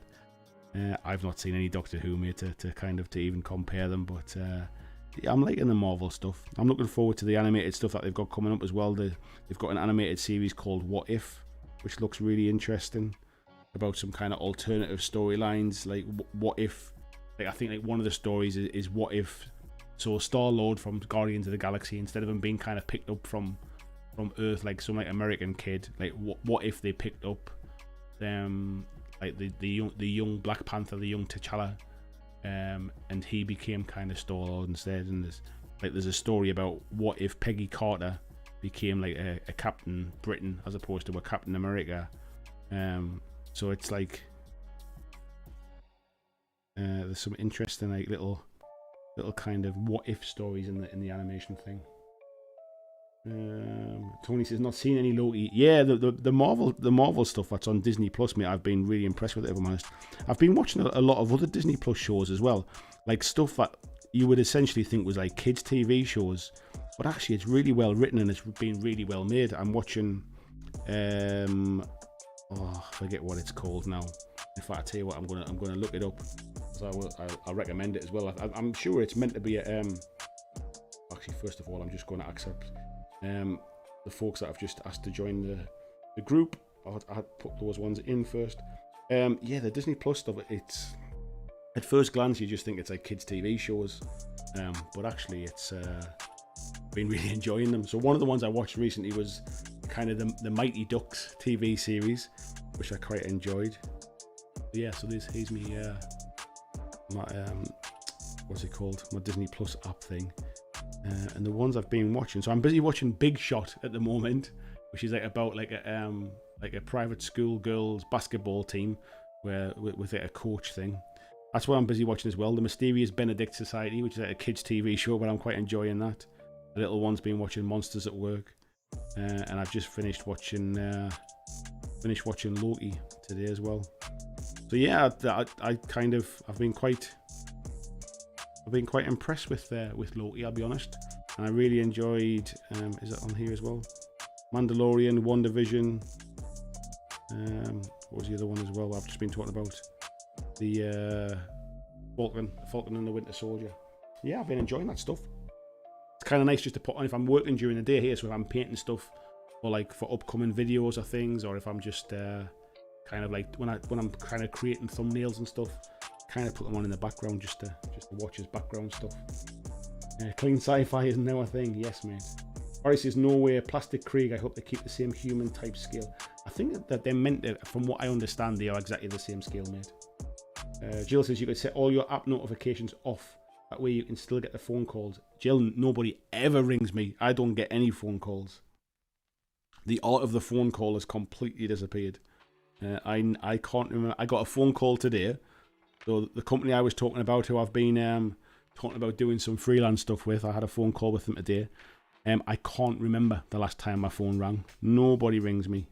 I only ever get texts and messages and Facebook Messenger and WhatsApps.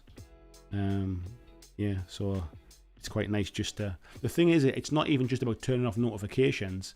It's about actually when the phone's there next to me, I've got this this kind of Pavlovian dog habit of picking my phone up and checking messages and looking at the news and looking on Twitter and looking through Facebook and see what's going on in the groups and checking, because I moderate like all my own groups and stuff as well. There's like this need to constantly check stuff. So it's been quite nice just to actually like not even have my phone with me. Like the other day I went to Costa for a cup of coffee because I'd finished like the work I had to do that day. I finished it a bit earlier, and then just took my Kindle with me and sat and read a book for a bit. It's just quite nice, and I need to do that more often. I kind of give myself time away from screens and stuff like that.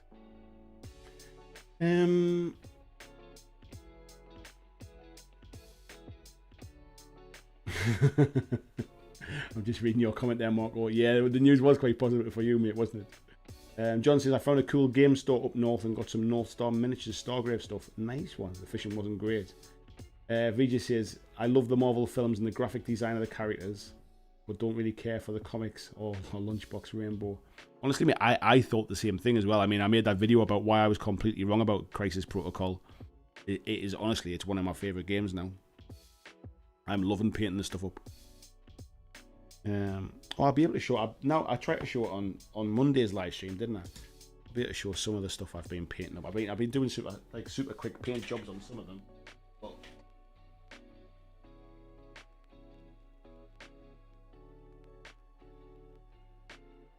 so this is some of the Marvel stuff I've been painting. So there's my Hulk. It's kind of almost bigger than the screen there now. He's kind of come together quite nice. I was happy with how that turned out. I haven't done any of the bases on them yet because I want to do all the bases together so I can make them look the same. There's my Red Skull Mini. He's kind of come together quite nice as well. I've got my Ultron there as well. He's looking okay. Oh, nothing too technical on that one. Iron Man. Now the problem with Iron Man here is I've got the same problem with Baron Zemo as well. I sprayed them with matte spray and they frosted up randomly. So I sprayed Hulk, worked absolutely fine, and then I sprayed these two and they frosted up something rotten. So I'm gonna have to try and save them or repaint them actually. But the Iron Man one's not quite so bad, but I think a little bit of highlighting the red up since it frosted a bit will probably save that one a bit. Yeah, this Baron Zemo one, I don't know if you can see how kind of white it went down here. I've heard olive oil actually works. I've tried spraying it a second time. I've tried putting Lamium medium on it. I've tried putting contrast medium on it, and they do improve it a little bit. But sadly, yeah, the frosting got to this one. And I hardly ever use matte sprays, but I just wanted to kind of flatten some of the brighter colours a little bit. This one kind of went overboard a bit. But yeah, I'm really enjoying painting them. Size-wise, I mean, just to give you a bit of in context.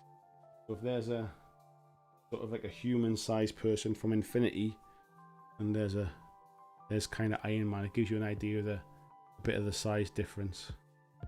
And then if I compare that to Hulk, kind of give you an idea of the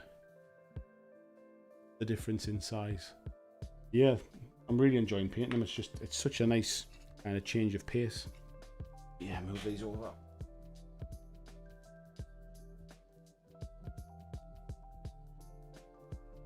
And then I've also got Deadpool as well, which is primed, ready for painting as well. So I'm looking forward to getting some paint onto him as well at some point.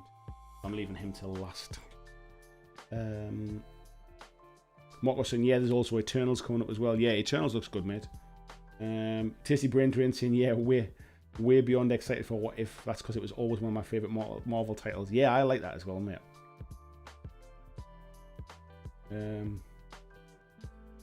Marco said, I'm watching Mysterious Society with my 7-year-old girl. She loves it. It's probably a little bit old for my little boy.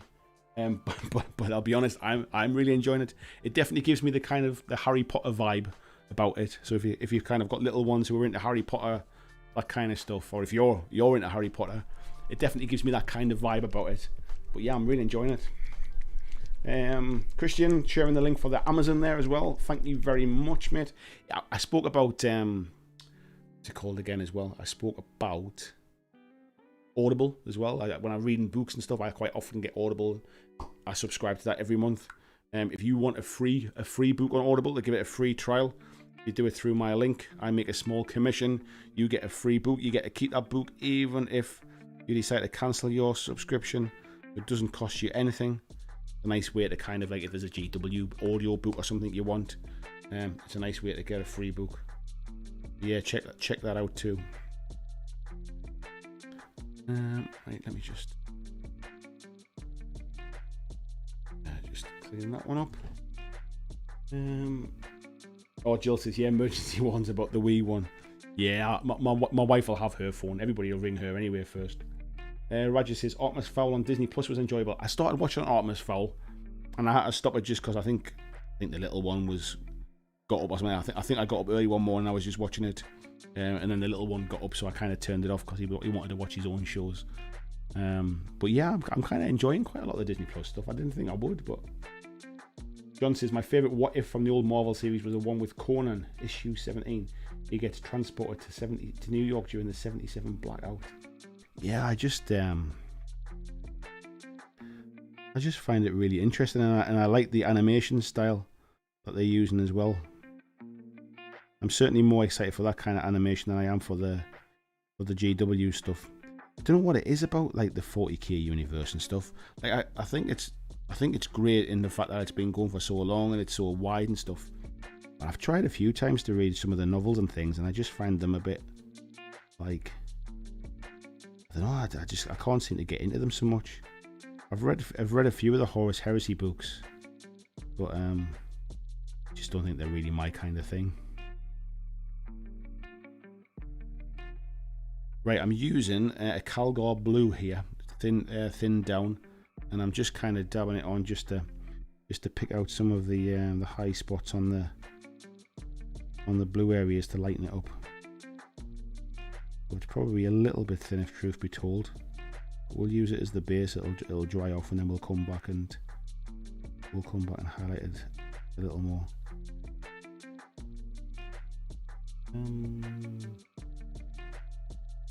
Fiji says, yeah, I've seen a fair bit of YouTube speculation about Strange 2, Ant-Man 3, Spidey 3, especially the big bad connection that was already announced. Yeah. And I don't want to say kind of too much in case people don't want spoilers and things, but obviously some of the rumors for Spider-Man 3, if they are true, I think that could be a fantastic film. And I'm not a huge fan of the Spider-Man films. I think they're good, but they definitely feel a bit more kiddie than some of the other superhero ones. But I really enjoyed the Doctor Strange movie. I'm looking forward to the next one. And what was the other one I've just kind of saw that I was kind of looking forward to as well? I remember now. There was something else. The Eternals one looks pretty good. Oh, the new Venom film. Venom, Let There Be Carnage. I quite liked the original Venom film with Tom Hardy in. I think that's coming out soon. I watched the latest addition to the Saw series a couple of weeks ago as well, which is the Spiral from the Book of Saw. I'm a huge fan of the Saw films. Horror films are by far my favourite genre, and I actually really enjoyed that. It was pretty good. Haven't seen the new Black Widow yet. It's coming to Disney Plus, like kind of in a few months' time or something like that. So rather than, I think it's like £19 or £20 or something to rent it through Disney Plus, or you can obviously go to the cinema, but I never get a chance to go to the cinema these days. So I think I'll probably just hang on and I think it might not be till October to be fair, like, but it comes to Disney Plus at some point.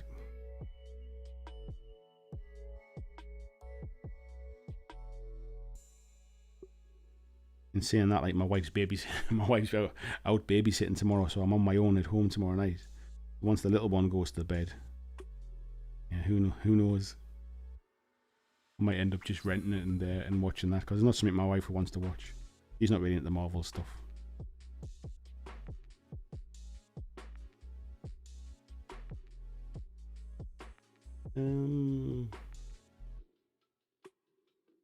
Jill says, yeah, I get you. I take a weekend every month or so just to switch my phone off. I've never done it before, Jill, to be honest. Like, Sunday just gone was the first time. And do you know what it is? I've been getting a bit kind of like, a bit frustrated lately, a bit short-tempered, a bit frustrated with things. And I think half of it's just driven by news and social media and stuff like that. I've been finding, like, really feeling myself getting wound up over daft little things. So it was a conscious effort on Sunday just to kind of turn the phone off for a bit.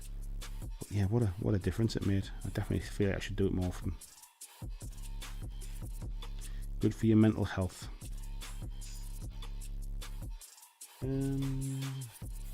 He says probably least excited for Eternals, but it might be cool. Yeah, I am looking forward to Eternals. And Fiji saying he found the Black Widow movie dull. Like I say, I've not seen it, mate. I do like David Harbour, who's in the movie. I generally like the Marvel films. Which one would I say I like the least? I probably think Thor: The Dark World might potentially be my least favourite, but Thor Ragnarok is one of my favourites. So it's not like I'm not like into Thor or anything like that. I've been going back and watching them recently, just putting them on as like background sort of TV when I'm painting or whatever. And I've been watching them in like chronological order, like in timeline order, sorry, rather than sort of the order they came out. So starting with Iron Man, and is it like Iron Man, then Captain Marvel maybe, and doing them in that order. I'm up to Guardians of the Galaxy at the moment. It's been quite nice watching them like sort of in the right timeline order.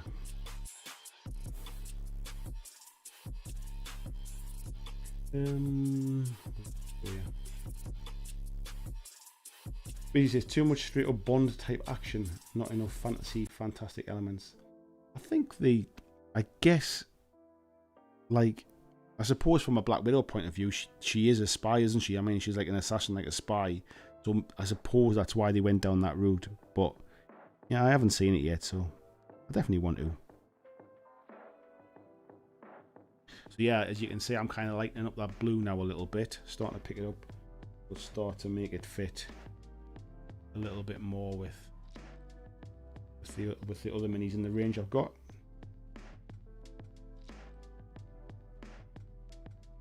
Vibrant green. What was that one for? He says you don't need to make the guy look. Oh, sorry, they were talking about the Hulk, aren't we? You don't need to make the guy look like a moron to make the women look smart. Yeah, I know what you mean, mate. Everybody said Red Skull. Did someone mention vinegar? Yeah, he's doing Batman a Blizzard. Alex M, hello, mate. He said, hey man, new to your channel. Thank you very much for joining tonight. He said, it's great. What do you think about Warmer Hordes? Tempted to take the plunge into it. I used to play Warmer Hordes a lot, mate. So when I first started gaming, I played Malifaux. And then when Malifaux changed to 2nd edition, I wasn't that keen on it. So I started playing War Machine and Hordes. And I had a Crix faction for War Machine. And I had Troll Bloods for Hordes. And I played my Troll Bloods probably the most. And I actually really enjoyed the game. I used to travel all over the country, going to kind of tournaments, and I've played in the European Team Championships. I played in the UK Championships, and I'm not a particularly competitive gamer. It was just the community, actually, like the tournament community, were a really good bunch of guys, and very few girls, but mainly guys, and we kind of just enjoyed our weekends away. I thought the game was really sort of tactical. It was really fun. The miniatures were nice. I just enjoyed it. I like the mechanic in War Machine and Hordes. But this was when it was in Mark II. And since then it's changed to Mark III. And my understanding is they've kind of ruined the game. if I'm honest. So I would by all means get a demo, mate. I would try and see if there's a local scene for it. Try and give the game a try. I've not tried Mark 3, I'll be honest, so I can't really say it's poor, other than that seems to be the overriding opinion of most of the people I used to play with. And I think what happened was people drifted away from War Machine and started playing... A lot of the guys I played with all went to play Guild Ball, because that Guild Ball community grew out of the War Machine community. So around that time, a lot of them drifted away and started playing Guild Ball. So yeah, I can't really help you too much with the current rules, mate, other than to say that when I did play it, I really, really enjoyed it, and it used to be a great game. But I think Privateer Press are kind of focusing on Warcaster now. I see they've got another launch for Warcaster going to Kickstarter again soon. So I think Warcaster is where they seem to be focusing their attentions these days. Roger says, when frosting happens, it's usually because moisture is trapped in the finished. Most times, if you just leave it for a few days to a week, the frosting will go away by itself. Yeah, this hasn't, mate. This happened last week sometime. Morgo says the Hulk looks ace. I'm really pleased with how the Hulk came out, mate, if I'm honest. Go back a little bit.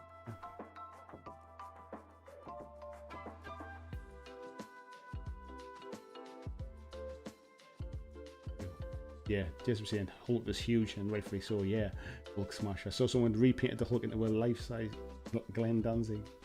Harry Potter in the 70s. That's kind of how I would describe it, mate. When he said, I've used the Colourforge matte varnish and it's just as good as the primers.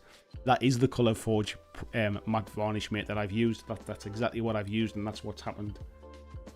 Busy said, I got into a habit when I don't look at my phone all the time during work. If it rings, then I'll answer, but I don't check it at all. Maybe good, maybe bad, but I find it too distracting. I just find because of the job I do, like, it's all based around social media and stuff, so it's really hard to just say, well, I'm not going to use my phone, because otherwise, like, that's where I get a lot of topics from. That's how I interact with the community who support me. Like, it's quite difficult to just walk away from it. But yeah. John says, damn, got a split time to cook. Family is annoying me. Thanks, John. You are welcome, John, mate. Nice to see you in. Blizzard saying, only match spray I've used is called Zook Miura. Never heard of that one, mate. Yeah, this one is the one I've just used was the new Colourforge one. Jill says, I don't like the Space Marine novels before 40k, but I love the stuff around humans. I'd not recommend Horus Heresy to anyone. I've only really read the Horus Heresy ones, to be honest, and I think maybe that's why. Like, I've read like the Cursed City novel, and I've read the Warcry novels from AOS side of things, and I've quite enjoyed those. But I can't tell whether I found the Horus Heresy novel was quite hard going. Like the first one, Horus Rising, I found it quite hard going because I feel like it chucks you in to loads of different characters before you even really get a chance to like sort of know who they are. But that's just me. I mean, I'm sure it's kind of what widely kind of renowned as being very, very good. So it's probably just my personal taste. But yeah, I'm not rushing to kind of read the rest of them, if you like. I think is it False Gods is the second one. I've read that one, and I started reading the third one, and it was just like, oh, I'm forcing myself to like it. Why don't I just go back and read some more Lee Child stuff, a bit more Jack Reacher? I'd rather read that.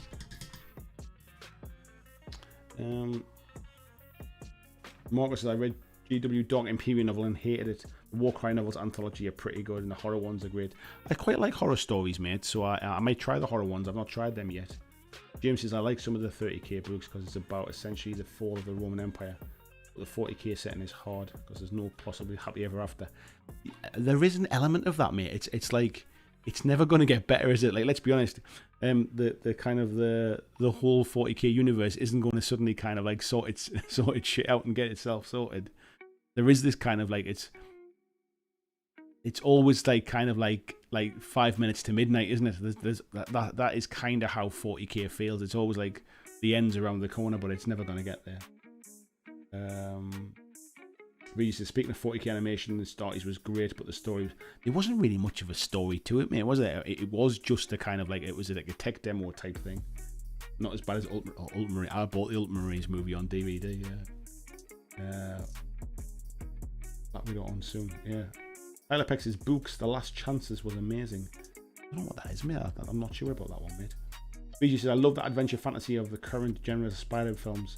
Spidey is the best rogues gallery around. I think Spider-Man from a kind of like a superhero sort of like background is one of the best. I think he's got some of the best villains. He's a really kind of flawed character, a little bit like Iron Man in that respect, where he's kind of like I always find like some of the other ones are just like, even Captain America is a little bit too much of a goody two shoes type thing. But I find Spider-Man's quite flawed, and like he's still young and he's got his problems and things. So yeah, from a comic book perspective, yeah, he's great. But they definitely feel like they're more aimed at family and entertainment, the movies, and I think that's the Sony side of things as opposed to the Marvel Studios side of things. Because obviously there's the whole thing about Sony Pictures having the rights to Spider-Man and stuff. So, right, I'm just bringing a brown out here to give this like painting this sort of like leather sort of strap or belt that's holding the sword, just to give it a little bit of something. James says the Saw films were better than they should have been. The amount of links between films and silly twists were so fun. I absolutely love them, mate. Honestly. I just think it's been like, I think they're massively underrated from the kind of overarching story that goes through them. I think a lot of people just see them as kind of like that kind of just gory horrors with no story. But actually, the best thing to do is I've watched them like almost back to back, like over a weekend. I remember ages ago, me and my wife, before we had the little one stuff, before we got married, it was a kind of winter, I think it might have even been Christmas holidays, and we just got like loads of snacks, bottles of wine and stuff like that, and we just had a weekend where we stopped at home, we watched the movies. When it got a bit later on, we kind of like sort of ordered takeaway, opened a bottle of wine and stuff, and we pretty much watched the 7 Saw films. I think there were 7 back then, like all the way through, and that's when it really kind of like a lot of the overarching stories and stuff really kind of kicked in. And I know they kind of like have the flashbacks and stuff, but it was a well-crafted series. I mean, not every film was like as good as them all, if you like, but it was a really well-crafted story arc, and I was glad to see how they kind of brought it back. But I'll be honest, this new one, this Spiral from the Book of Saw, I was quite impressed actually. It gives you the kind of like the Saw experience, if you like, but without just treading old ground, which I thought was quite clever. Tony says, I love the Death Corps of Krieg and their whole World War I vibe. Was really stoked about those coming in plastic, but as is typical with me, I just go with what I like. Yeah, 100%, mate. Vegis is that Shang-Chi will be the first Marvel film I skip. I quite like kind of those kind of kung fu type movies, so I'll probably still give that one a go, mate, I think. This is a sacrilege, but I'm forgetting about my beer and getting it go warm rather. Let me just, I'm going to have 5 minutes while I catch up on this one. Library said, I couldn't deal with Luke from Gilmore Girls being the Saw films. I've not seen Gilmore Girls, mate, so yeah, I wouldn't know. Marcus says, I hope you're watching The Bad Batch too. It's super fun. Murdoch, on the other hand. The Bad Batch, I watched the first episode with my little boy and he loved it and he said he wanted to watch it together, so I've been waiting for him to basically want to watch the next episode with me and stuff, so we'll catch up with that at some point. Murdoch, I think I read somewhere it's more kind of adult. Is it more adult orientated, I think? I've not watched Murdoch yet. James says the wife goes out and Andy's renting Black Widow on the TV again. Reminds me of that meme with the old couple complaining the Virgin Media charging them for adult movies they never rented.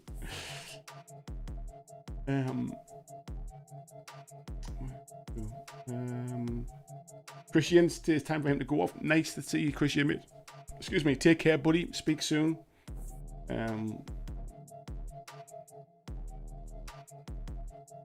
He says Bad Batch has been okay. I wouldn't say it's blowing me away though. I think the difference with the Bad Batch is it's kind of based on a new era of Star Wars. I really enjoyed like Clone Wars and Rebels and stuff like that. So I'm kind of giving it the benefit of the doubt, but it started okay, but I've heard mixed reviews for it. Alex M says, regarding Warhammer novels, I often think they're all quite surface and epic and lack nuance and depth, often using exciting buzzwords. I think when it comes to like the novels and stuff, like they need to be more about character and not just about battles, but I think they almost write them with the idea that people want to see battles and they want to hear about things blowing up so they can recreate them on the tabletop. But ultimately, a good story is about characters. Barry saying, Tester's dull coat is my go-to. I tend not to varnish my models at all, mate. I've got some Vallejo matte varnish that I normally put through my airbrush, but I got this Colourforge stuff sent to me and I was absolutely over the moon, blown away by the matte black stuff. So I thought I would try the matte varnish just because they've sent me. I thought I'd try out and see what it was like, and I tried it on a couple of bits and pieces and it seemed to be absolutely fine. So yeah, so like I say, I sprayed the Hulk model, absolutely not a problem with it at all. But then for some reason, sort of that one of those models, and it wasn't like I just painted it, it wasn't like it was wet or anything like that. It had been painted for like a couple of weeks or something like that, and I just decided to kind of give it a coat. So I don't know what happened, but hopefully I can rescue it. Regis says the early Heresy books were great, but quickly went off the rails. Yeah, I must just have different taste, mate. I think I couldn't get away with them. Deep Red says, as a Dark Elf fanboy, I've read the Malice Darkblade GW books twice. Not even heard of them, mate. Yeah, and VJ said about Through the Airbrush. Yeah, like I say, it was purely because I got sent the cans. I tried them on something I wasn't worried about, and they worked fine. So, Jill says, all the Warhammer stuff expects pre-existing knowledge.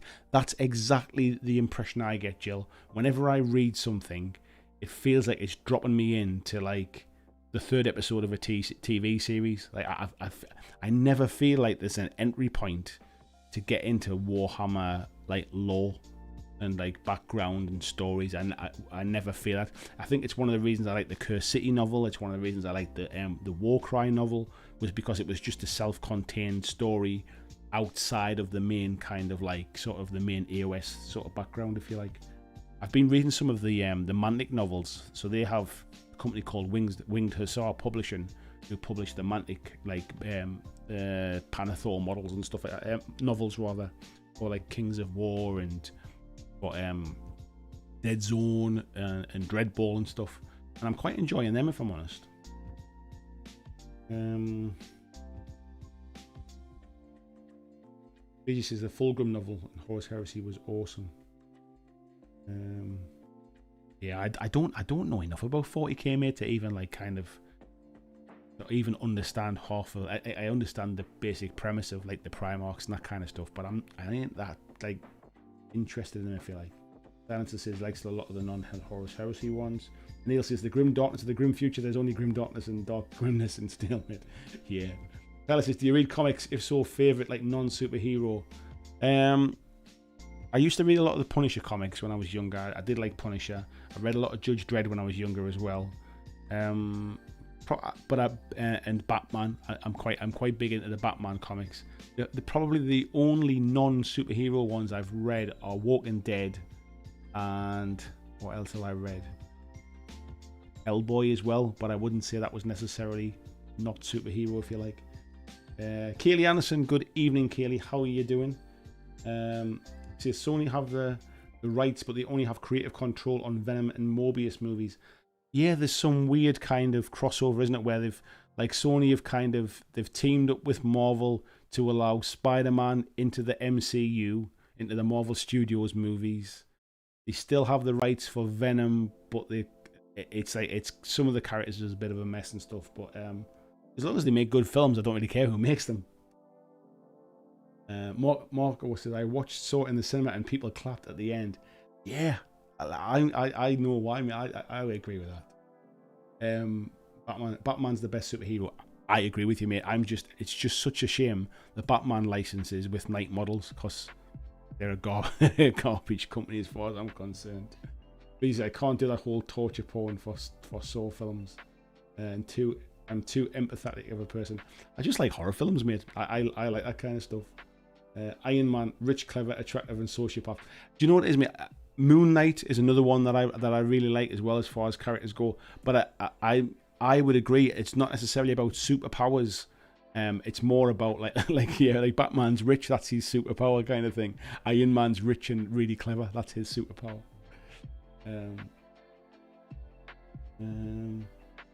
Yeah, they like me, except I'm not rich, clever. Yeah, they've got my empathy for the same reason. One. Tony says the Dungeons and Dragons novels put me off game-based fiction. I never got past that. Yeah, I've only recently kind of even got into Dungeons and Dragons, but I've not explored any of the kind of like board games, the novels, any of that stuff. I still don't really understand it. I'm just enjoying playing the D&D campaign with some friends from here. Jim says, did you watch Jupiter's Legacy on Netflix? Yeah, I did, mate. I really enjoyed it. I've heard that it didn't do particularly well, though, and they're not sure whether they're going to do a second series of it. But I enjoyed Jupiter's Legacy. Frantic says, the Horus Heresy books are actually about characters after a point. Yeah, I think the problem is I'd give up before I got to that point. Alex says, did you end up going to the pub for the England game? I did, mate. Yeah, Alex said you were going with your sons. I did, mate. So, yeah, my two sons came over. I picked them up on Sunday afternoon. And we went to the local pub. We were planning to have some food before the game kicked off. So the game kicked off at 8. We booked a table from 7 o'clock and we were going to have food. So we sat down. We hadn't eaten. We sat down, looked at the menu and went to order food. And they said, "Oh, we stopped serving at 7 o'clock. We've given the chefs the night off because they wanted to watch the game." And it's like, I booked the table for 7 o'clock to get some food before the game. I've now not eaten anything, and we planned on having like a number of drinks while we're watching the football. So we ended up having like a packet of crisps or something like that. And unfortunately, I think I had about 5 pints of Guinness watching the match. And then of course it went to extra time and penalties, didn't it? So that was extra beers. So yeah, it was a bit of a messy night, to be fair. But I enjoyed going out with the boys. It was quite nice. James says the Horus Heresy books flash back and fill in background as they go up, but do spend a while in the dark. Yeah, the Horus Heresy setting is much more exciting than 40k. I think the problem with Horus Heresy again, though, mate, I guess it's like, I suppose it's historical 40k, isn't it? Horus Rising, you spend the first section wondering what the hell's happening, who everyone is. Yeah, that's exactly what. And I must admit, it took me 2 or 3 goes to get through it, if I'm honest, because it starts you off with like that battle with the fake emperor or something like that, and then then you're on board a ship, and it basically throws about 20 characters at you, and then starts talking about the Mournival and all this kind, and like tries to like set up the background. It was just like being bombarded with characters. Like I don't think I've read a book before that has either like an index or a reference bit at the back to tell you who all the characters are and what they're kind of like what's their position within the kind of like in the squad or in the army or whatever. I don't think I've ever had to read a book which had to like reference who the characters are. Built in the battle heavy 40k books are known as bolter porn. I recommend Eisenhorn. I've heard a lot of people say about Eisenhorn. Eisenhorn's the TV series, isn't it? That's going to be made, I think. Cherry pick the ones that progress the story. Yeah, I don't think I ever really got into it to try and see it progress, really. Vijay says people that clap at the end of films are like people that clap at the end of flights. That used to happen. When I was a kid, I don't know. I think it was a northern thing, but you know, at the start of a movie where it comes up with that kind of like the black card which says this film has been certified. You might not know VG, but like this film has been certified by the British sort of British Film Board or whatever it is, like a 15 certificate or whatever. People used to cheer when that came up when I was a kid. And I have no idea. I don't know when it stopped, and I don't know why they ever did it.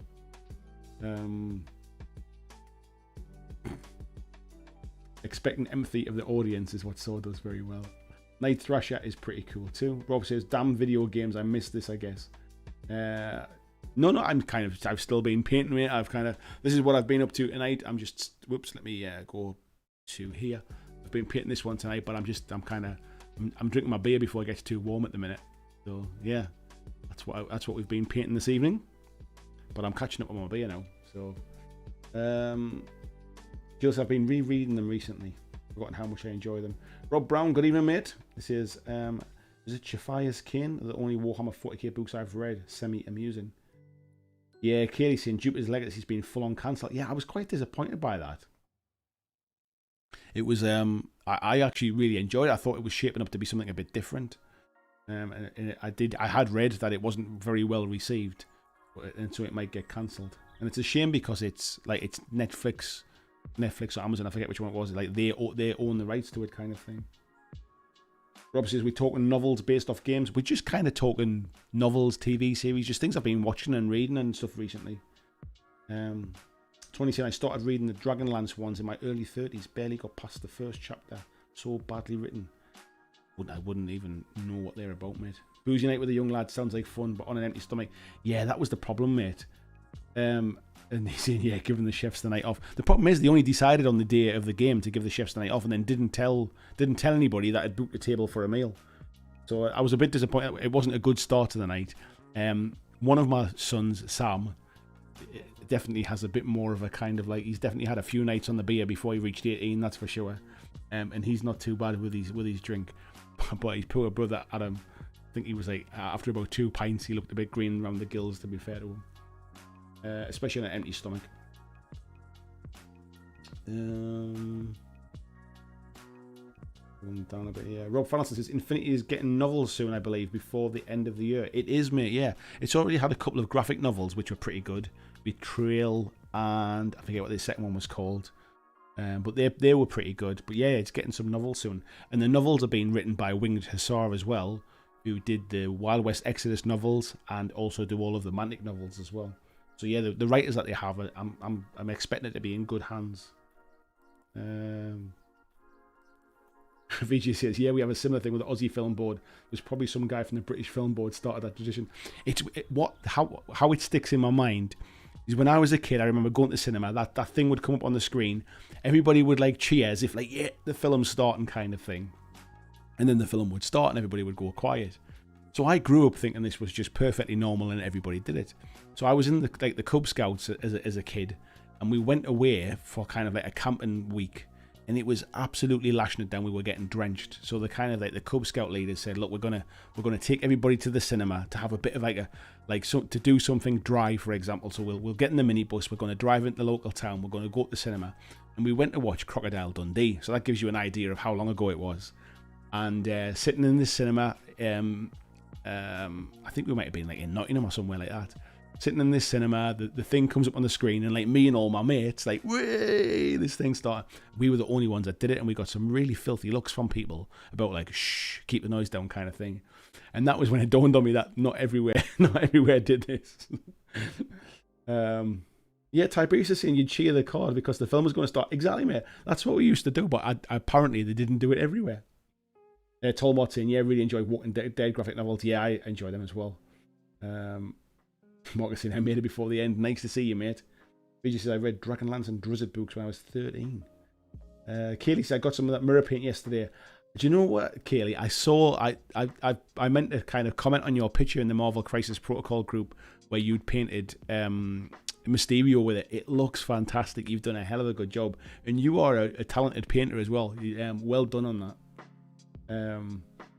Jill saying scummy naughty northerners. Yeah, I honestly just assumed everybody did it, but apparently they don't. It was just us noisy northern kids. Regis says Crocodile Dundee, perfect movie for the convo. Honestly, I remember sitting in the cinema watching Crocodile Dundee. I mean, when did that come out? Was that probably like 86 or something like that, around the early 80s? So I was probably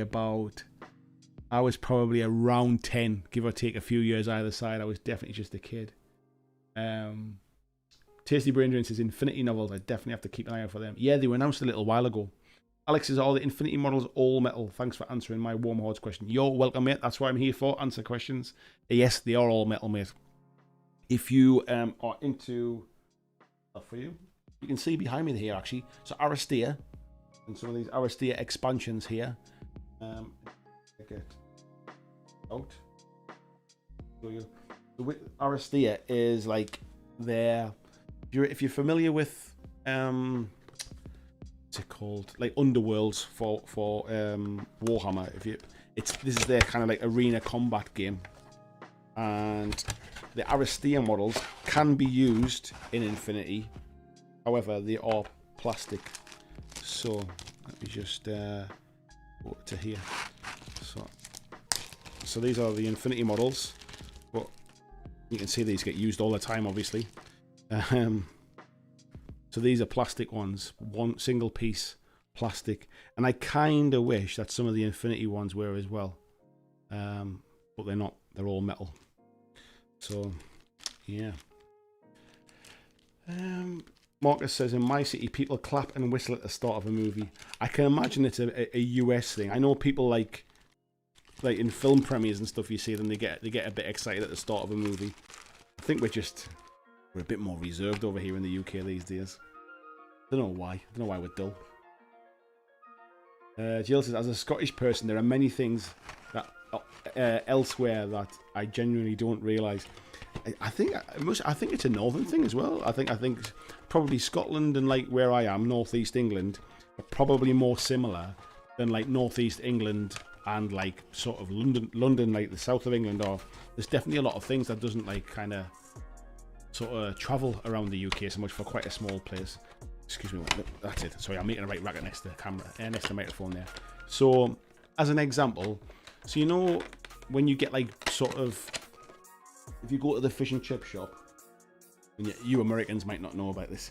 I know fish and chips is not necessarily like an American thing. But if you get like battered fish with chips, you get all of the basically like the scrap pieces of batter, and you can ask for that on your chips and stuff. Like where I live, they call it batter. Some places call it scrapings, some places call it scraps, like that kind of stuff. And I remember years ago, again, it might have even been the same camping holiday I went away with the Cub Scouts, travelling down to where we were camping. We stopped on our way to get fish and chips, and I remember going in and the woman saying to me, "Do you want scraps?" And I went, "No, I want the good stuff." And it was another one of those things where it's just like, how do we have so many weird phrases for such a relatively small company? I mean, country. We hadn't travelled that far. It's like the whole conversation about what do you call a bun, like buns, baps, bombs, like all the different names that people call like sort of bread buns. Kaylee says that looks like Stargrave Crew, that Aristea stuff. The Aristea stuff's lovely, to be fair. Diabetes says, "Well, we both hate that London." I think us Northerners tend to be more accepted by Scottish folks. Like if I go to like Glasgow or Edinburgh, you tend to be a bit more accepted as English, but you're a bit more welcome than if I was kind of like from like London or something like that. It's I think there's definitely that kind of the acceptance of working class town kind of shipbuilding, coal mining type thing. I think there's a bit more of an affinity with it. But yeah, it's a funny one. Kaylee says chips, cheese and garlic sauce, or chips, cheese and gravy. cheesy chips, yeah. Chips and gravy, definitely. Rob says we have that. It's a chain of fast food spots called Long John Silver's. They give you a line of the fried bits. Yeah, a pile of the fried bits, yeah. Jill says Edinburgh has a thing called chippy sauce. Doesn't really exist outside of a 10-mile radius. It's a bit like us with peas pudding. I think peas pudding's not really... I didn't realise peas pudding was like just a northern thing as well until I was much older. Katie said, I was so confused when I moved down to Leeds that they called a bun a bread cake. Yeah, and I also... I used to work in Manchester quite a lot, and I didn't realise, like, in Manchester, they sell, like, pies in a bun. You can get, like, which I would call, like a pie sandwich.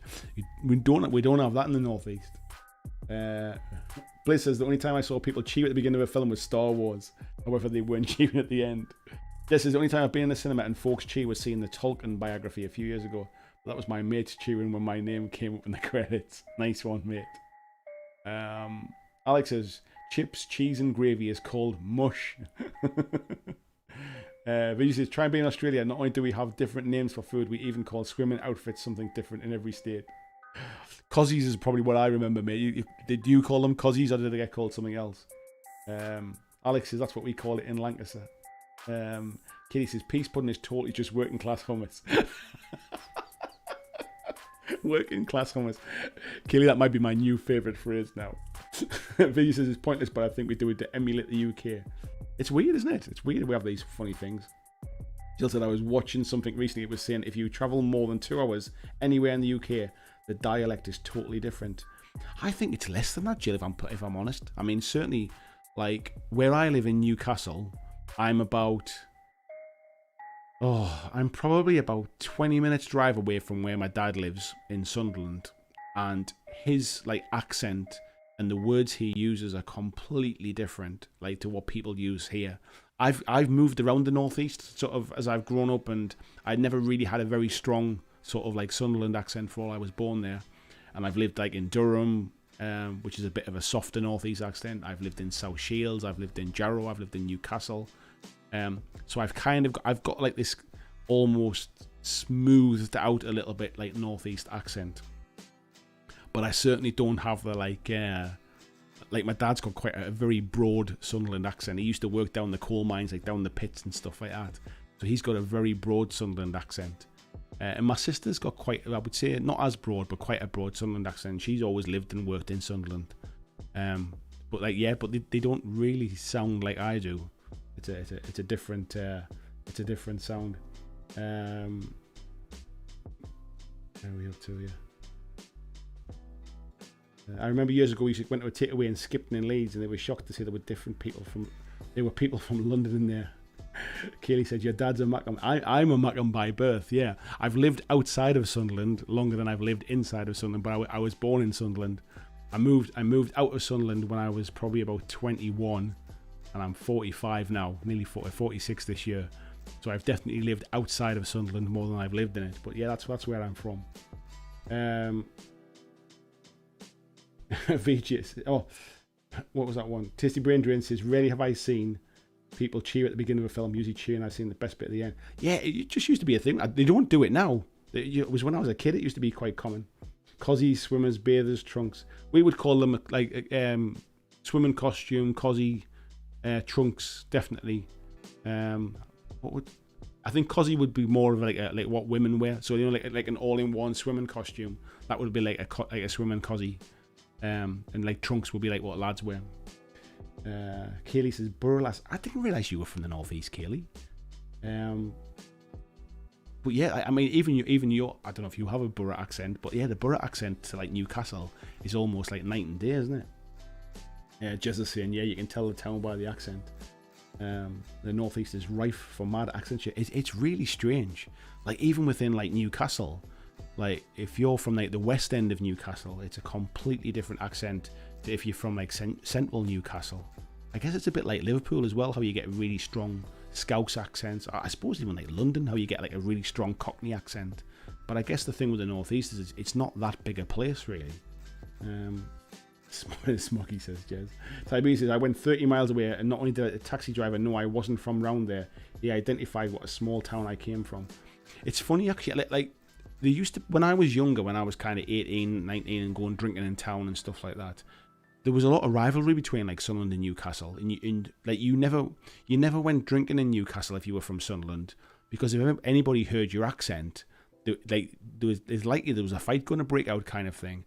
And I was stuck in this really weird kind of middle ground because I worked in South Shields, which has a bit of a different accent again, but I lived in Sunderland, and my accent it shifted a little bit. I obviously picked up a lot of the accent of the people that I was working with and stuff. So I used to go drinking in Sunderland with my friends, and people would like give me grief saying like what you come here for, like why have you like sort of why didn't you drink around your own town kind of thing. It's funny how things have changed. But and it's like I am literally from sort of like a 5-minute walk from where we are now. That's where I was born and that's where I live kind of thing. So it's people were quite sort of territorial back then, I think. Jill says, right, got a crash. Take care, Jill. Thanks for coming tonight. Marcus is saying, yeah, here in the States, phrases are often pretty much the same across the country, except in the most rural areas. Yeah, but Jill, we'll give it another push for the tickets tomorrow again as well and see what we can do. Rob says, I live outside of Washington, D.C. in Virginia, Maryland. Virginia and D.C. all have different accents and local languages, 40-mile radius. And Vigi says, cabbies know their people for sure. Yeah, cabbies definitely do. That's a dead cert, isn't it? I just find it quite interesting. Like, there's whole different language. Like even my dad, who, like I say, used to work down the pits. has a completely different language, which is almost like a language that was only really spoken by people who work down the pit. So even my dad would have phrases that like I'd never like sort of even heard of anywhere else. And I think people that work down the pit used to be called like pit yackers, and I don't know where that phrase comes from.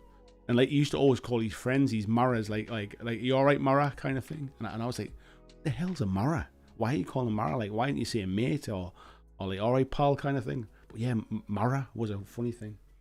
Rob Fanelson is saying, what raffle? So Rob, Jill is organising a raffle where you can win an Imperial Fist Space Marine army, fully painted, which is for a cancer charity. So if you have a look in the Facebook group, Jill put a post in there today. There's a picture of what you can win, and I think it's £2 a ticket, and she's going to be pulling the raffle on Saturday, I think it is. So there's about 60 hours left before it gets drawn. So we're trying to raise as much money as we can for this cancer charity. Right. Need more drink. So for those that come in a bit later, I'll show you where we got to with the painting tonight. I think it's at a point now where we've definitely divulged into a completely different conversation this evening. And painting feels like it's almost a bit secondary now. But I've been painting this. Rob's saying, can you donate without getting a ticket? I'm sure you can, mate. Yeah, I'm not organising it. I've donated some of the painted models, but I'm not involved in it directly. So Jill's the person that you need to speak to, mate. But yeah, Facebook group is probably the best place to get a hold of her. So yeah, this is what I've been painting tonight. It started off looking kind of white, primed like that. And this is how far we've got tonight. There's still a bit more work to do, and I've got to obviously paint the sword. We've got to put some of the silver around weapons and stuff like that, and pick out some of the stuff around here. But to be honest, I'm quite enjoying the random chat now. So I think I'll probably call it a bit of an end for the painting bit. But if you lot still want to hang around for a bit longer, I've still got beer left, so I'm gonna continue drinking it. We've got 35 people in the chat at the minute. Obviously a bit quieter now than it was when I was painting, but yeah, if you want to hang around a little bit longer, another 5 or 10 minutes, I'm happy to keep chatting. Tony says, I've heard Mara a lot. My nan and granddad were from Doncaster, big coal mining community. Definitely pit tongue. Yeah, like definitely. Excuse me, definitely. My dad used to say it. Like him and all his friends used to always be Maras.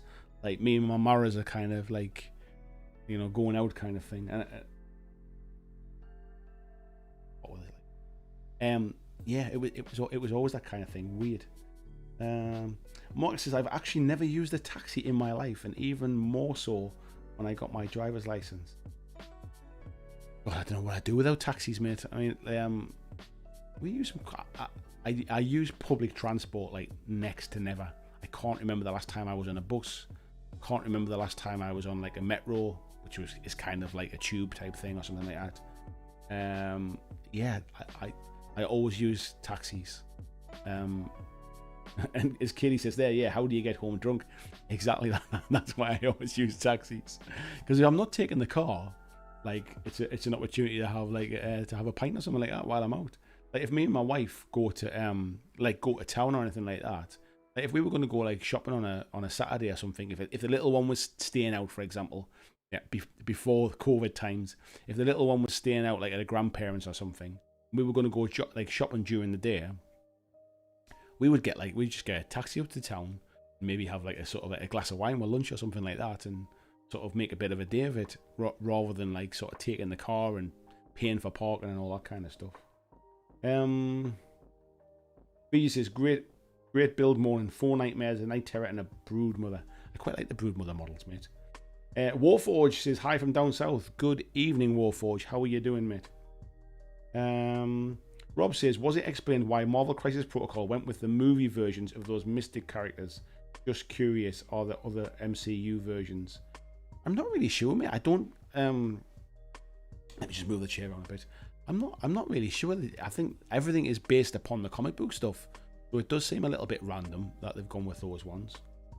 Katie says, when I was younger, a Jaeger bomb was a good way of getting home. Have 1 or 2, and all of a sudden you wake up in bed. Yeah, I know exactly what you mean. It was good fuel to walk home as well. I've done some exceptionally long walks home from town and stuff like that in my younger days when I couldn't afford a cab home.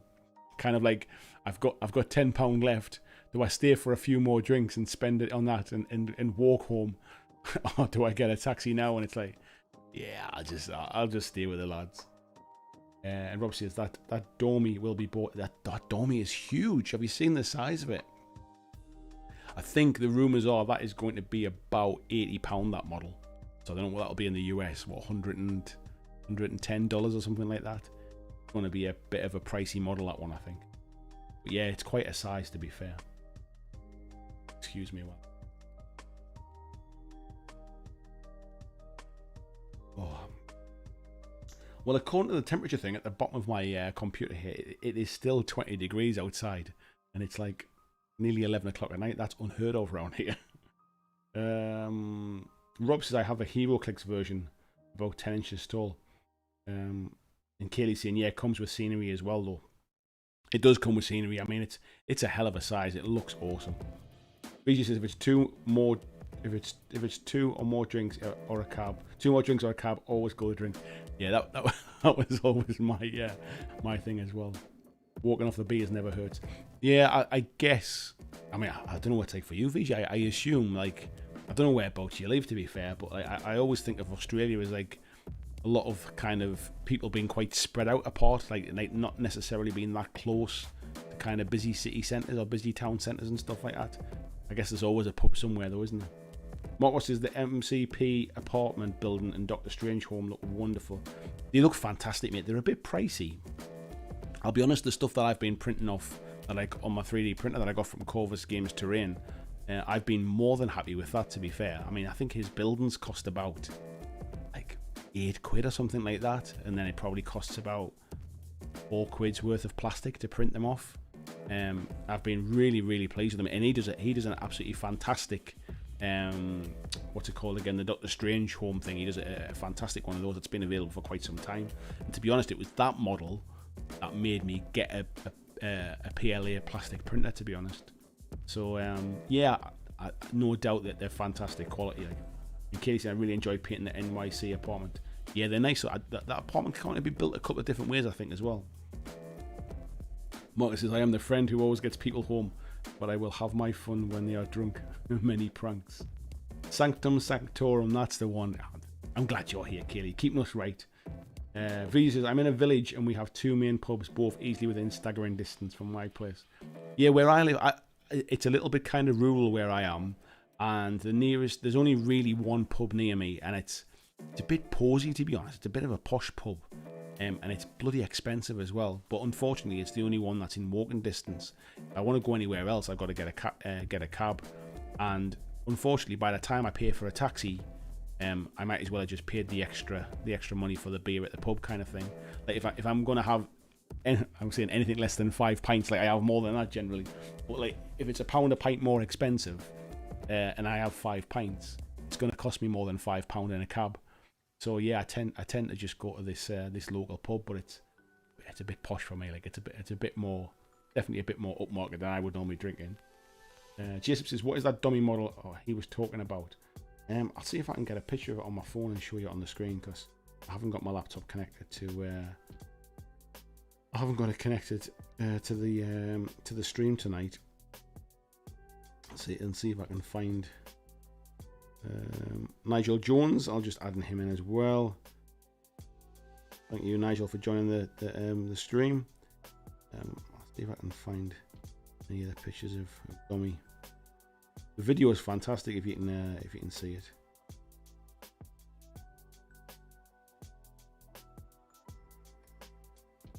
I wonder if they're in our fit. We've got like a Facebook, like a messenger group. I wonder if it's in there. I'm sure somebody will have shared it. Talk amongst yourselves. There it is. So this, oh, I can get that off. This is the model. So that's the new one for Marvel Crisis Protocol. That's coming in Q3, I think it is. But it's like, it is huge. It is quite some size. I'll see if there's any other pictures of it as well. No, I think that's the only one I've got that I can get my hands on quickly anyway. But yeah, it looks pretty awesome. Do they already have Doctor Doom? I'm trying to think. I'm pretty sure they do.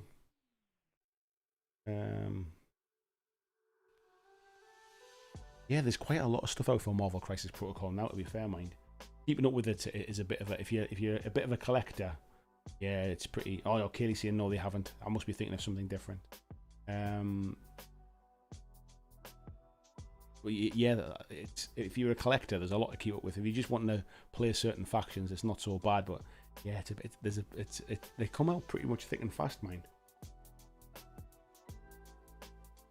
I mean, what bumps the price up is some of the things come with like terrain and stuff. So I bought the Deadpool one. I think I showed you the Deadpool model. So that's the Deadpool model that comes. So that's the Deadpool model that comes, and this like little whoosh thing. People say that they're not too keen on that. You don't have to put that on. It's completely separate. But I decided I wanted to. So and I've left him. It's just you can actually. It's just pushed in. It's just the paint holder on, I think, at the minute. But I've not glued that in yet so that you can. I can paint it better. But that was the Deadpool model. It also comes with Bob, his assistant, and he has a couple of different head options on there as well. I decided to give him the one with the chef's hat. But it also comes with some terrain as well. So it comes with the taco van as well, and some like little trays with food and stuff on it. So a lot of the kind of a lot of the Marvel stuff does come, like it is quite expensive, but it comes with like extra stuff. So it's quite surprising how much of the quite surprising what you actually get for your money, really. I mean, you might not want it all. That's the problem, I guess. Mortis says there should be a pic next to Thanos. There is somewhere, mate. I've seen it, and it's quite a big difference in size. Let me see if I can see it, because there is definitely a picture doing the rounds of him next to Thanos. There it is. I've just found it. It's in one of the other groups I'm in. So that gives you an idea of the size of the model next to the Thanos model, and the Thanos model is quite a size, to be fair. So yeah, it's quite a sizable model. I'm looking forward to seeing it.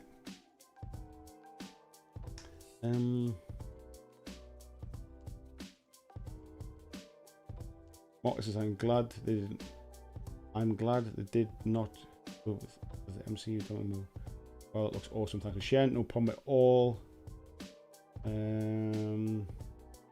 Yeah, 2 million little tacos and little drinks things that I've got no idea what to do with them.